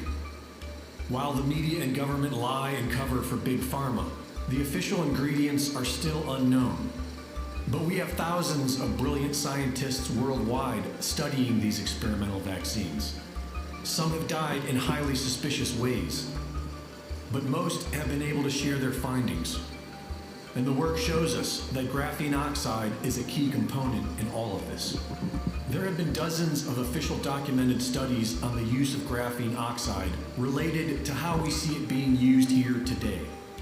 Among other things, as a power converter.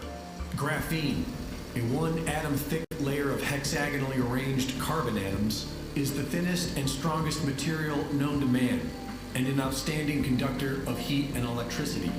It can boost gigahertz frequencies into terahertz, which is exactly what these new nanotech machines need for power.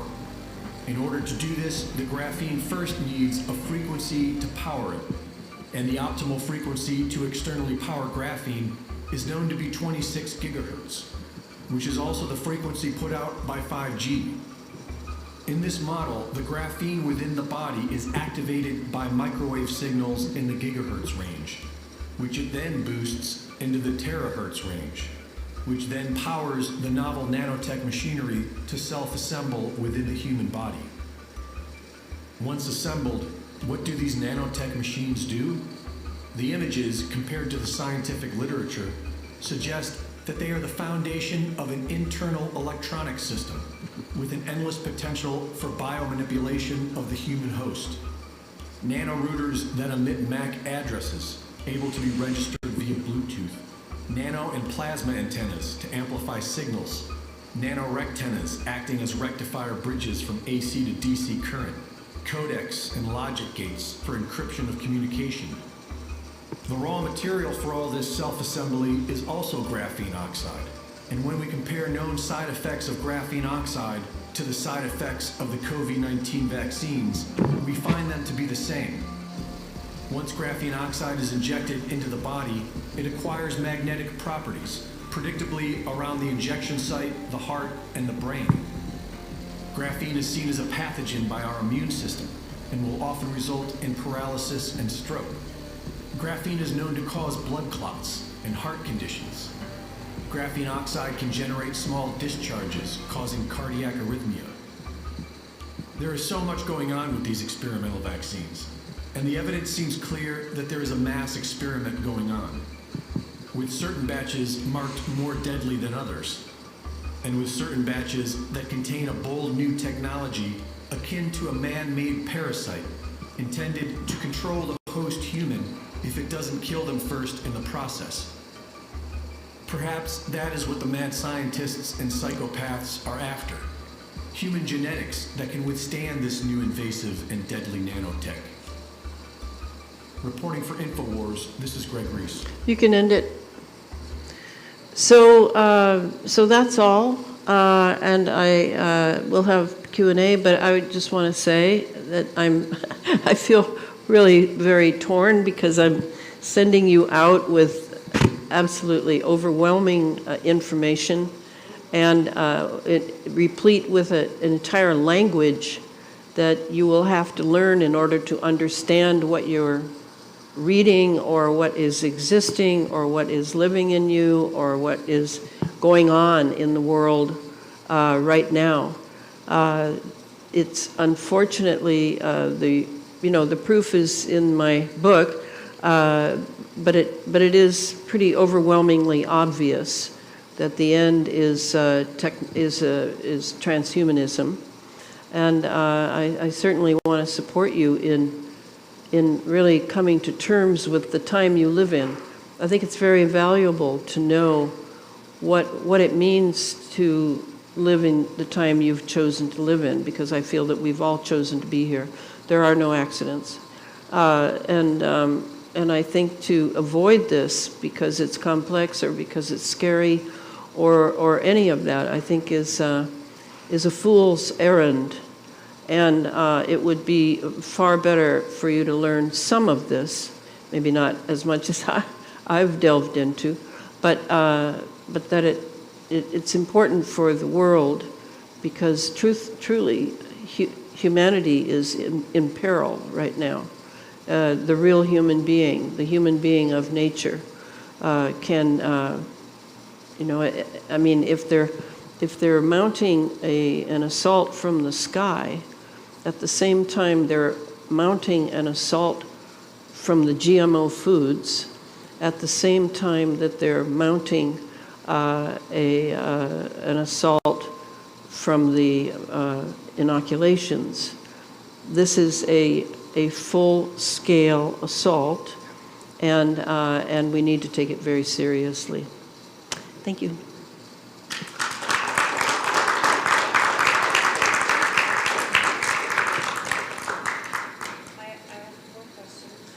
Say a big voice. Oh, sorry, big voice. I was curious what your take on the immortal Hydra evident in some of the vials as well. Is that just another way of looking at this sort of fungi / carbon creation? comes about? Maybe, but there's another part to this that makes me think that Dr. Carrie Madej was a little misled, because that three-legged hydra, or whatever, that actually looks just like a carbon nanotube that is an octopus. It's called an octopus, and it really is an artificial life form. And I kind of fell for the hydra for a little while, and then I realized that it looked too much like the octopus. Okay, so it is sort of a... It's a creation, yeah, and they put it in there. Again, we're the host. The other question I have is if have you looked into the cytosaur? Into what? Oh, sorry, have you looked in or learned about the cytosaur technology? No? Go ahead. Wow. Cytosorb is a way of filtering I think it's called cytosorbs. It's a filtration system that they've created to pull nanoparticles out of the blood and then give you your blood back after they've used this technology to absorb all the metals out. Metals or nano? Well, in nanometals. Oh, the nanometals, You okay. get aluminum, any nanoparticles out of your body. I saw that our military was interested in this technology. I'd already discovered it because I'm in this family, and I found it online, and I found it, and then I invested in it because I figured that might be one of the only ways to clean this stuff out of the system. I didn't know if you knew about it. Has it worked for you? Oh, it's a very expensive machine. When I say invest in it, I mean I found it on the stock market and I bought it. a part of the company that's developing this technology. Oh, I have to talk to it closer? Where's like that? Okay, no, but I'm near the speaker, so it's gonna feedback.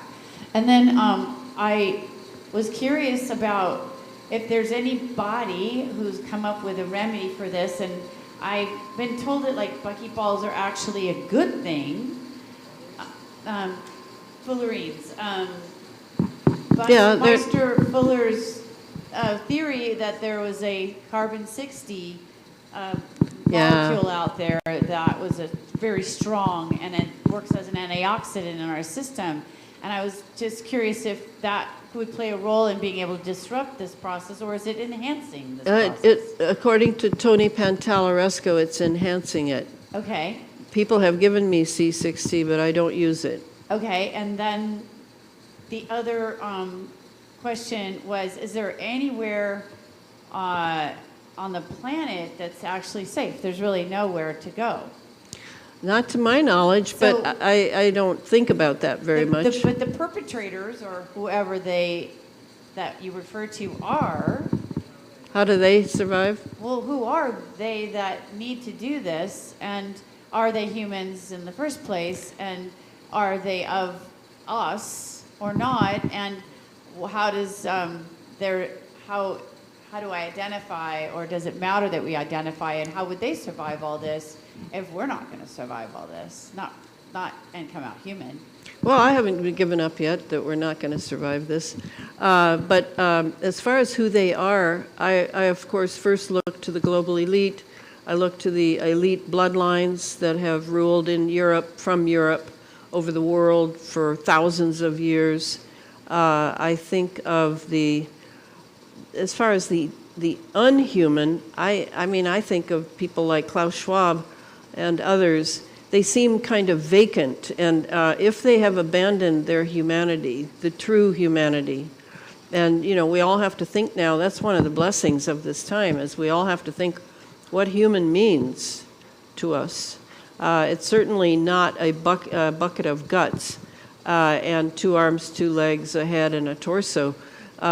Being human is a dimension far more than materialists think of it. But those who, whether materialists or not, those who abandon their humanity then leave a vacuum, is how I look at it. And the vacuum they leave the adage, nature abhors a vacuum. So it will be filled by something. And there are many, many entities here on the earth that we just, because of our narrow aperture in the electromagnetic spectrum, we really can't see into all these other spectrums to the side of our visual. And there are many, many entities here, most of which are not, well, I don't know if most, but many of which are not pro-human, but may have other, other plans for us. Okay, and I just wanted to, I'm going to pass this on as I walk over there and ask the question at the same time. Is graphene oxide unnatural? Well, it's a carbon nanotube. Yes, it is unnatural. I had a question. That was just really quick. You know how they, I don't think this is working. Okay. You know how, okay. You know how they resurrected the 5G towers and they didn't tell us in 2020 while we were all, I'll call it COVID sleeping. Well, I see another dynamic going on with power lines. It appears that Edison is having 96,000 people having outages, and they're calling it maintenance, and they're not notifying people. And I am seeing them go up all over Huntington Beach, let's say in Orange County, and just beasts, I mean, like just huge systems. I don't even know what you call it. I just say power lines, but it's way more than that. And they have the 5G all over it. And so how is this interacting? Don't you get it? This is a full-on assault. And they're doing it right in front of us, and we have no idea what we're looking at. This is war. We are in a war now. And they have all their accoutrements set up, and they've got their nanobots in us. So all they need to do is just turn on the power and we go poof. Well, just tell our nanobots what to do. And I mean, that's the point, is this has all been by stealth.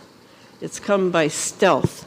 And certainly I've been yelling and screaming about a lot of this stuff for a long time, but it just seems that Americans in particular, they do really well only when their back is against the wall.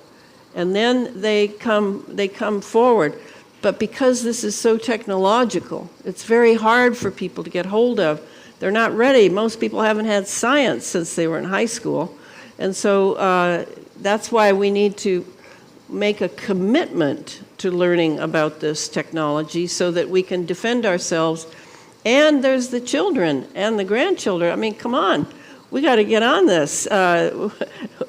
We were taken by surprise, but we can do a lot if we're willing to study. And what one group here is doing in the LA area is having a reading group.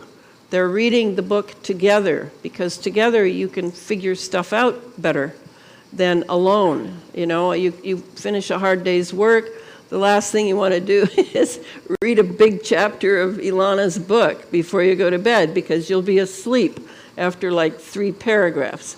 So think it out. Think it out. How you can find out about this with other people, community, really coming together and figuring out how you want to set your life up. Your life has to do with, the first thing you need to do really is examine your electronics that you can't do without, and figure out your priorities. There are things you can do without. I don't own a cell phone. I don't own a TV. I own my computer, and that's weapon enough in my environment. And then I'm broadcasting from the Blue Shield, BLUSHIELD, devices that you plug into your light outlets, and they broadcast all night and for a long, long time an alternate frequency to keep your body safer than from all your neighbors of 5G and et cetera. There's the microphone, yeah. So, is the thing on? Testing. Is it on? A couple of comments. You said full-on assault. I suggest a more general phrase, maybe a full spectrum assault. That's good. And I recommend you adopt it because it really is that. Now, these come some thoughts and observations. I have a friend that used to work on missile guidance problems, and he knows a lot about nuclear bombs. And I said, what are you going to do? And he said, well, the only way to survive a nuclear winter is to go underground and have really good air filtration. Now, more generally... They got the best. More generally, you need to have, as this woman in the corner was talking about, you need to have filtration of everything, including filtration of the blood, ultimately filtration of the contents of our cells. You've got to get the bad stuff out. It's in there, and since it's a full spectrum assault, it goes not only into our lungs, but it gets into the blood. The blood carries it out. It gets into the intercellular fluid. It passes the blood-brain barrier. It's inside the cells of our brains. And so the question is, how the heck do you do full spectrum? I mean, size of my body parts from the microtubules or the subcellular structures. You got to get all that crap out. And that technology needs to be developed. I'm sure the military probably already has it. Certainly, but this is the problem. You need to stop getting you got to keep the new bad stuff out. You got to get all the previously ingested and absorbed bad stuff out from the intracellular structures, all of it out, because otherwise you're going to have bad health. Now, the other comment is this full spectrum attack can be used to wipe out me and depopulate the planet of humans, but also dogs and cats and amoebas and viruses. This is a full spectrum assault that can be used to any life form. Plants, algae, fungi can all be attacked with this method. So I spent a lot of time on, I used to spend a lot of time on UFOs and the MUFON meetings, and I basically believe that humans probably were manufactured by ETs, and it's not a question of whether we can kick the ETs out, the good ETs, the bad ETs. I think they probably created us, and they regard the whole universe as their property. Our galaxy is only 5 billion years old. That's a long lot. But since the Big Bang, if there really was such a thing, that's 13.8 billion years. So about 8.8 billion years ahead of the creation of our sun and our solar system, other civilizations had a chance to get going. Now, if they weren't nullified by AI and were allowed to spread, some of them have survived, and they basically are conquering the world. A guy I used to know, he's got the structure of DNA, Francis Crick. I worked at the Salk Institute in 1980. Could you shorten it? I don't want to talk about ETs. Around to the world, to the universe. Once created, he thinks it would spread around. So that's... No, he just has comments. We have to ask a question. We're just going to ask a question. Elana, thank you. This is my second time this time. I heard you Saturday, and I had to come back to hear you again. I don't know if I can be heard. I have a request, actually, and it's something you said. And could you please share Tony's detox?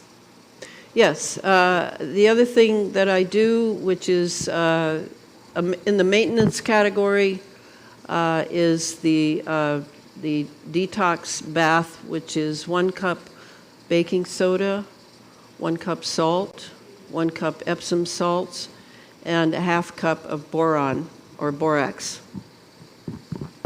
What that does is the borax opens the pores from the biofilm that is all over our bodies that's being dumped from above, and so that our pores can breathe again, and perhaps many of the nanobots can be forced out by the electrolytic bath that the other agents offer.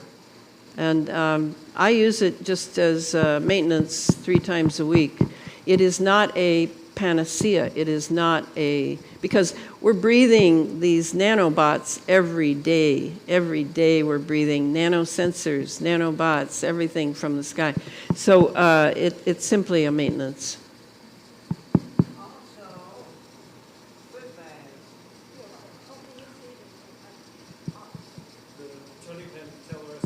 Yeah, the foot baths. Tony talks about. And you put the ionizers in the water and you put a little salt and it sucks from your system all of that. First time you use it, if you haven't used it in a while, you'll probably get strictly black water. It'll mix the entire tub that your feet in will turn black. Yes. And it'll turn different colors for different things that are askew in your body. So you get different colors. But I highly recommend that you get one. It's worth the investment. Yeah, the ionizing foot bath. That's a DC current? It's not AC current? Yeah. It's DC? Yeah, it's DC. You can make one of your own. Yes, Tony tells you how to do that with a bucket. Some more questions? Anyone have a question?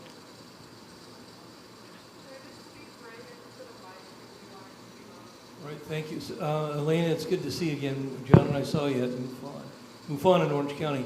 The question I have is from LE 911. We were told, LE 911 Truth, we were told that there were 20 different HARP units in the world. One came in on a barge into Honolulu, and that was one of the two people that you knew, Bruce Douglas and the other fellow that you were concerned about, the guys that were studying chemtrails. Yeah, that was it's on an oil barge, actually, or like an oil barge. There are so many HARP units now, and they're mostly smaller, and they still need the HARP up in Alaska. Yeah, but the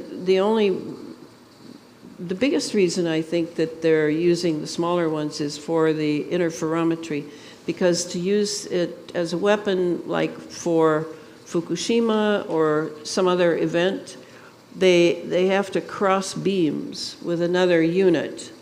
And so they have units all over the world that they can use that are smaller and not as powerful as the Gakona, Alaska one, but still does the job with HARP.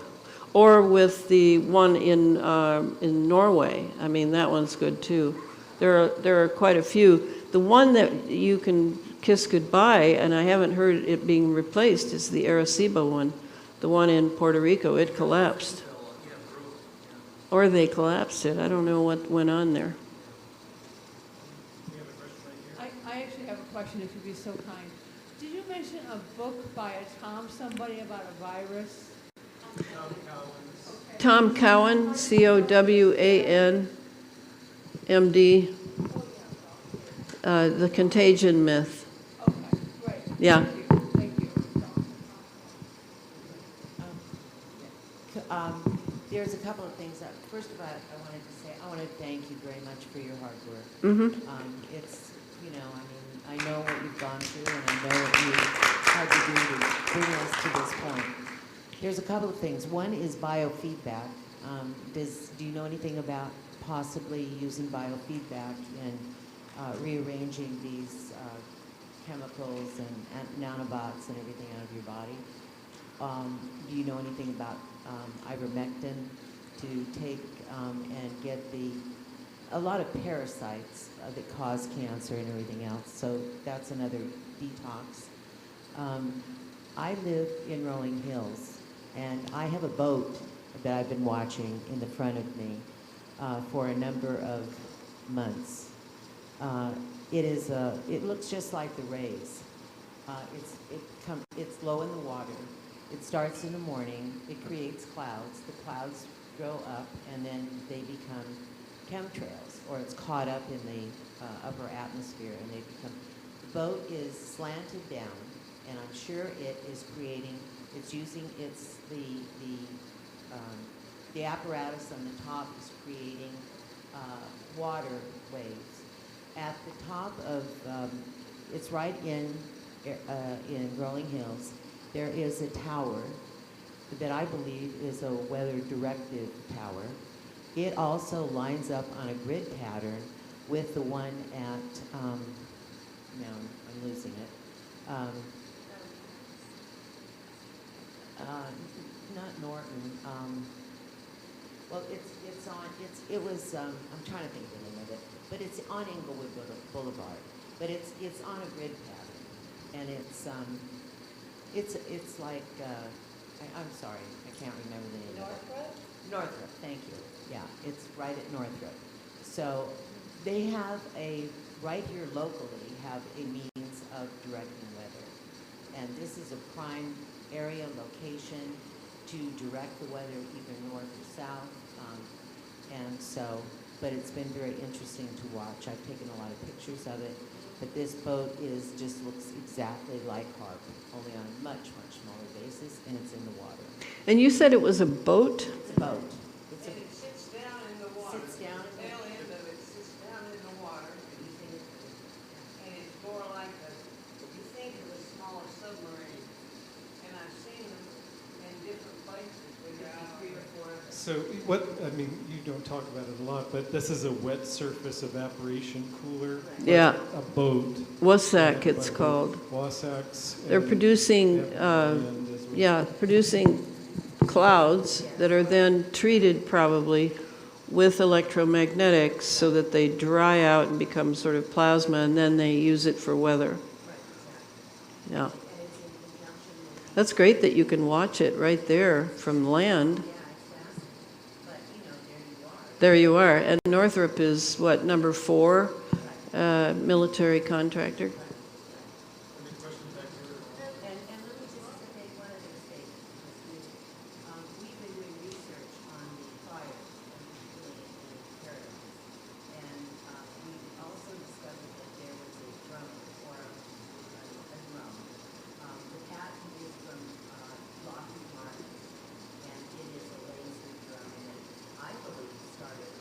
Yeah, it could be.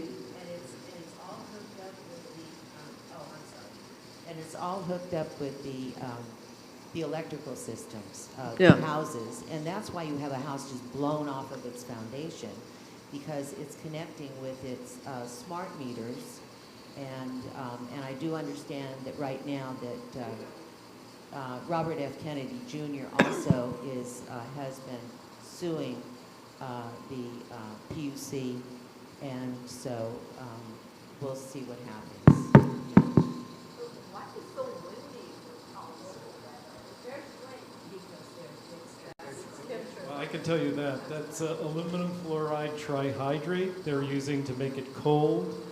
So they drop aluminum fluoride trihydrate on an area. It makes it cold. The hot air rushes in, or vice versa. That creates wind. So it's an artificial cold that we've been experiencing. The wind, the coldness and the hot air meeting each other cause wind.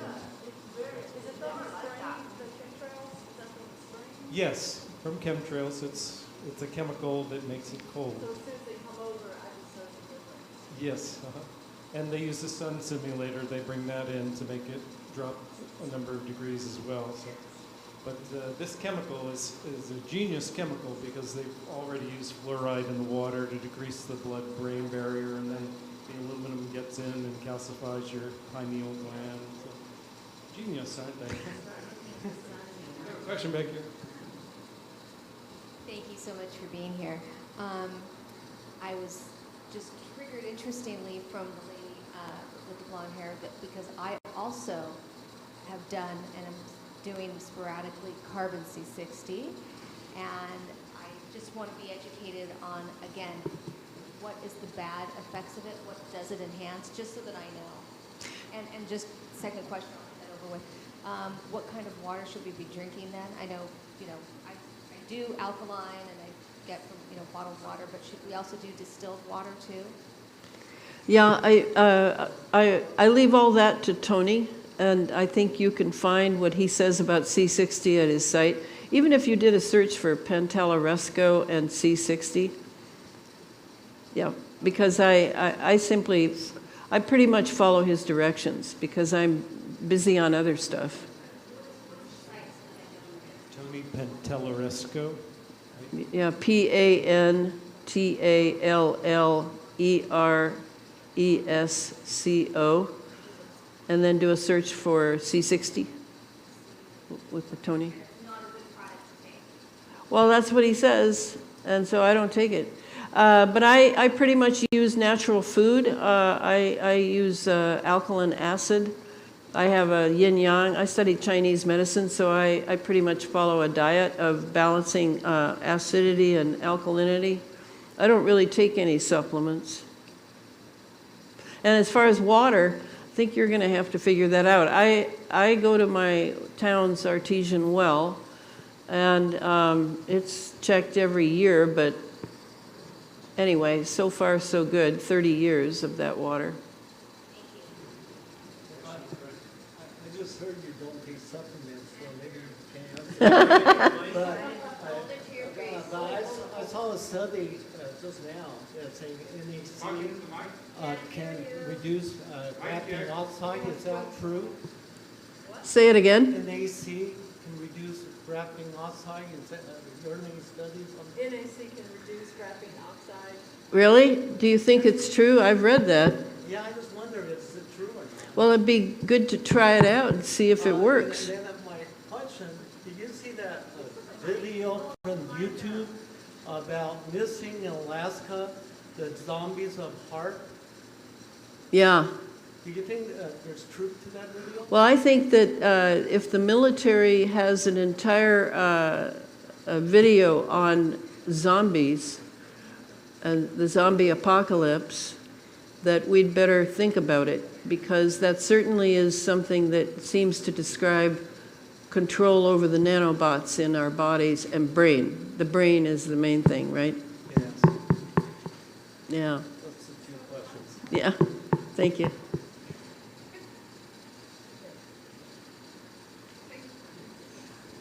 Hi, I have a question.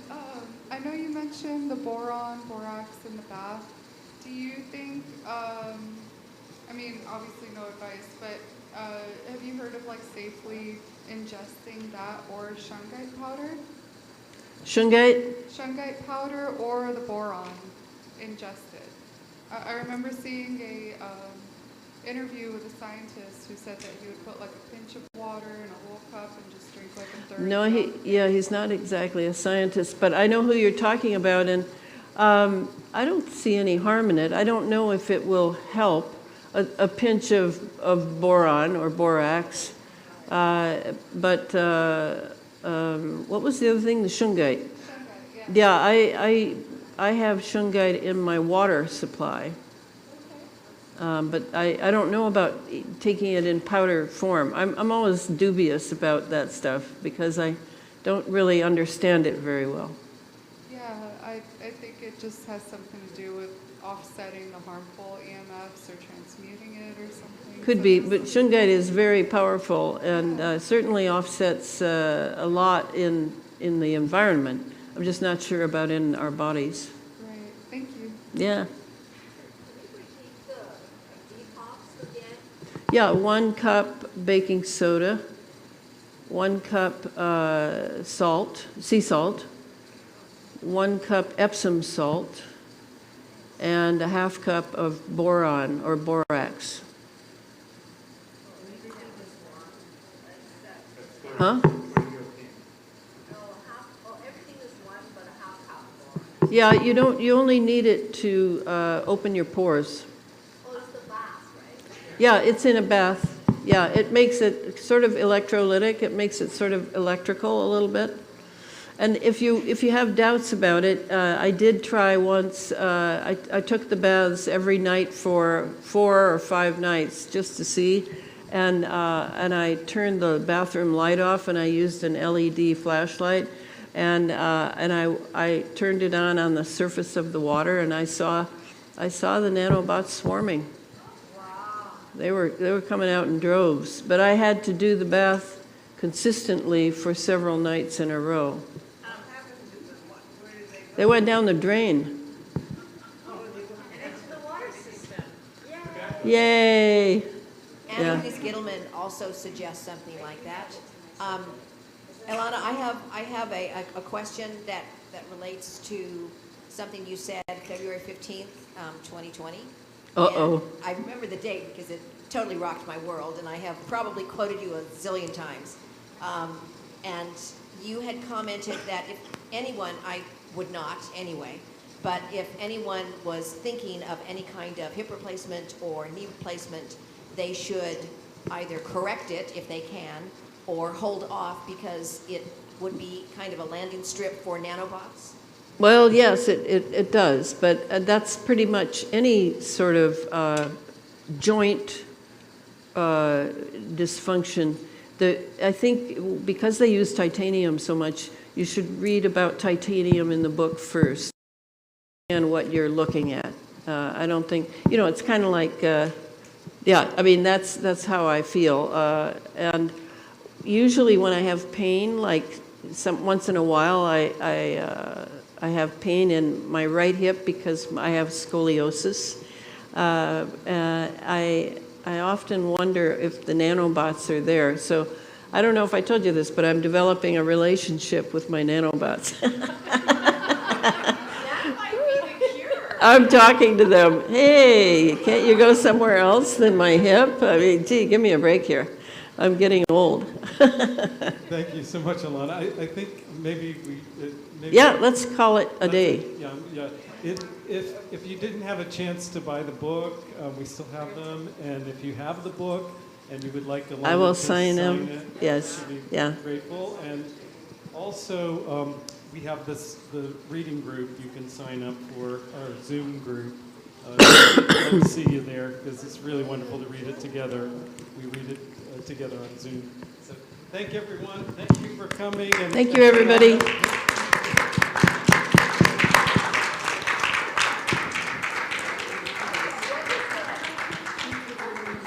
Yeah, what's your name? Meg. M-E-G? M-A-G-S-E. Max. M-A-G-S? Okay, great. Maybe you have a better pen. Mine's Is it better? Is it okay? Okay. M-A-G-S. Okay. This is all over my head. What do you think of the water filter, Berkey water filter? I've heard good things about it. Yeah, yeah.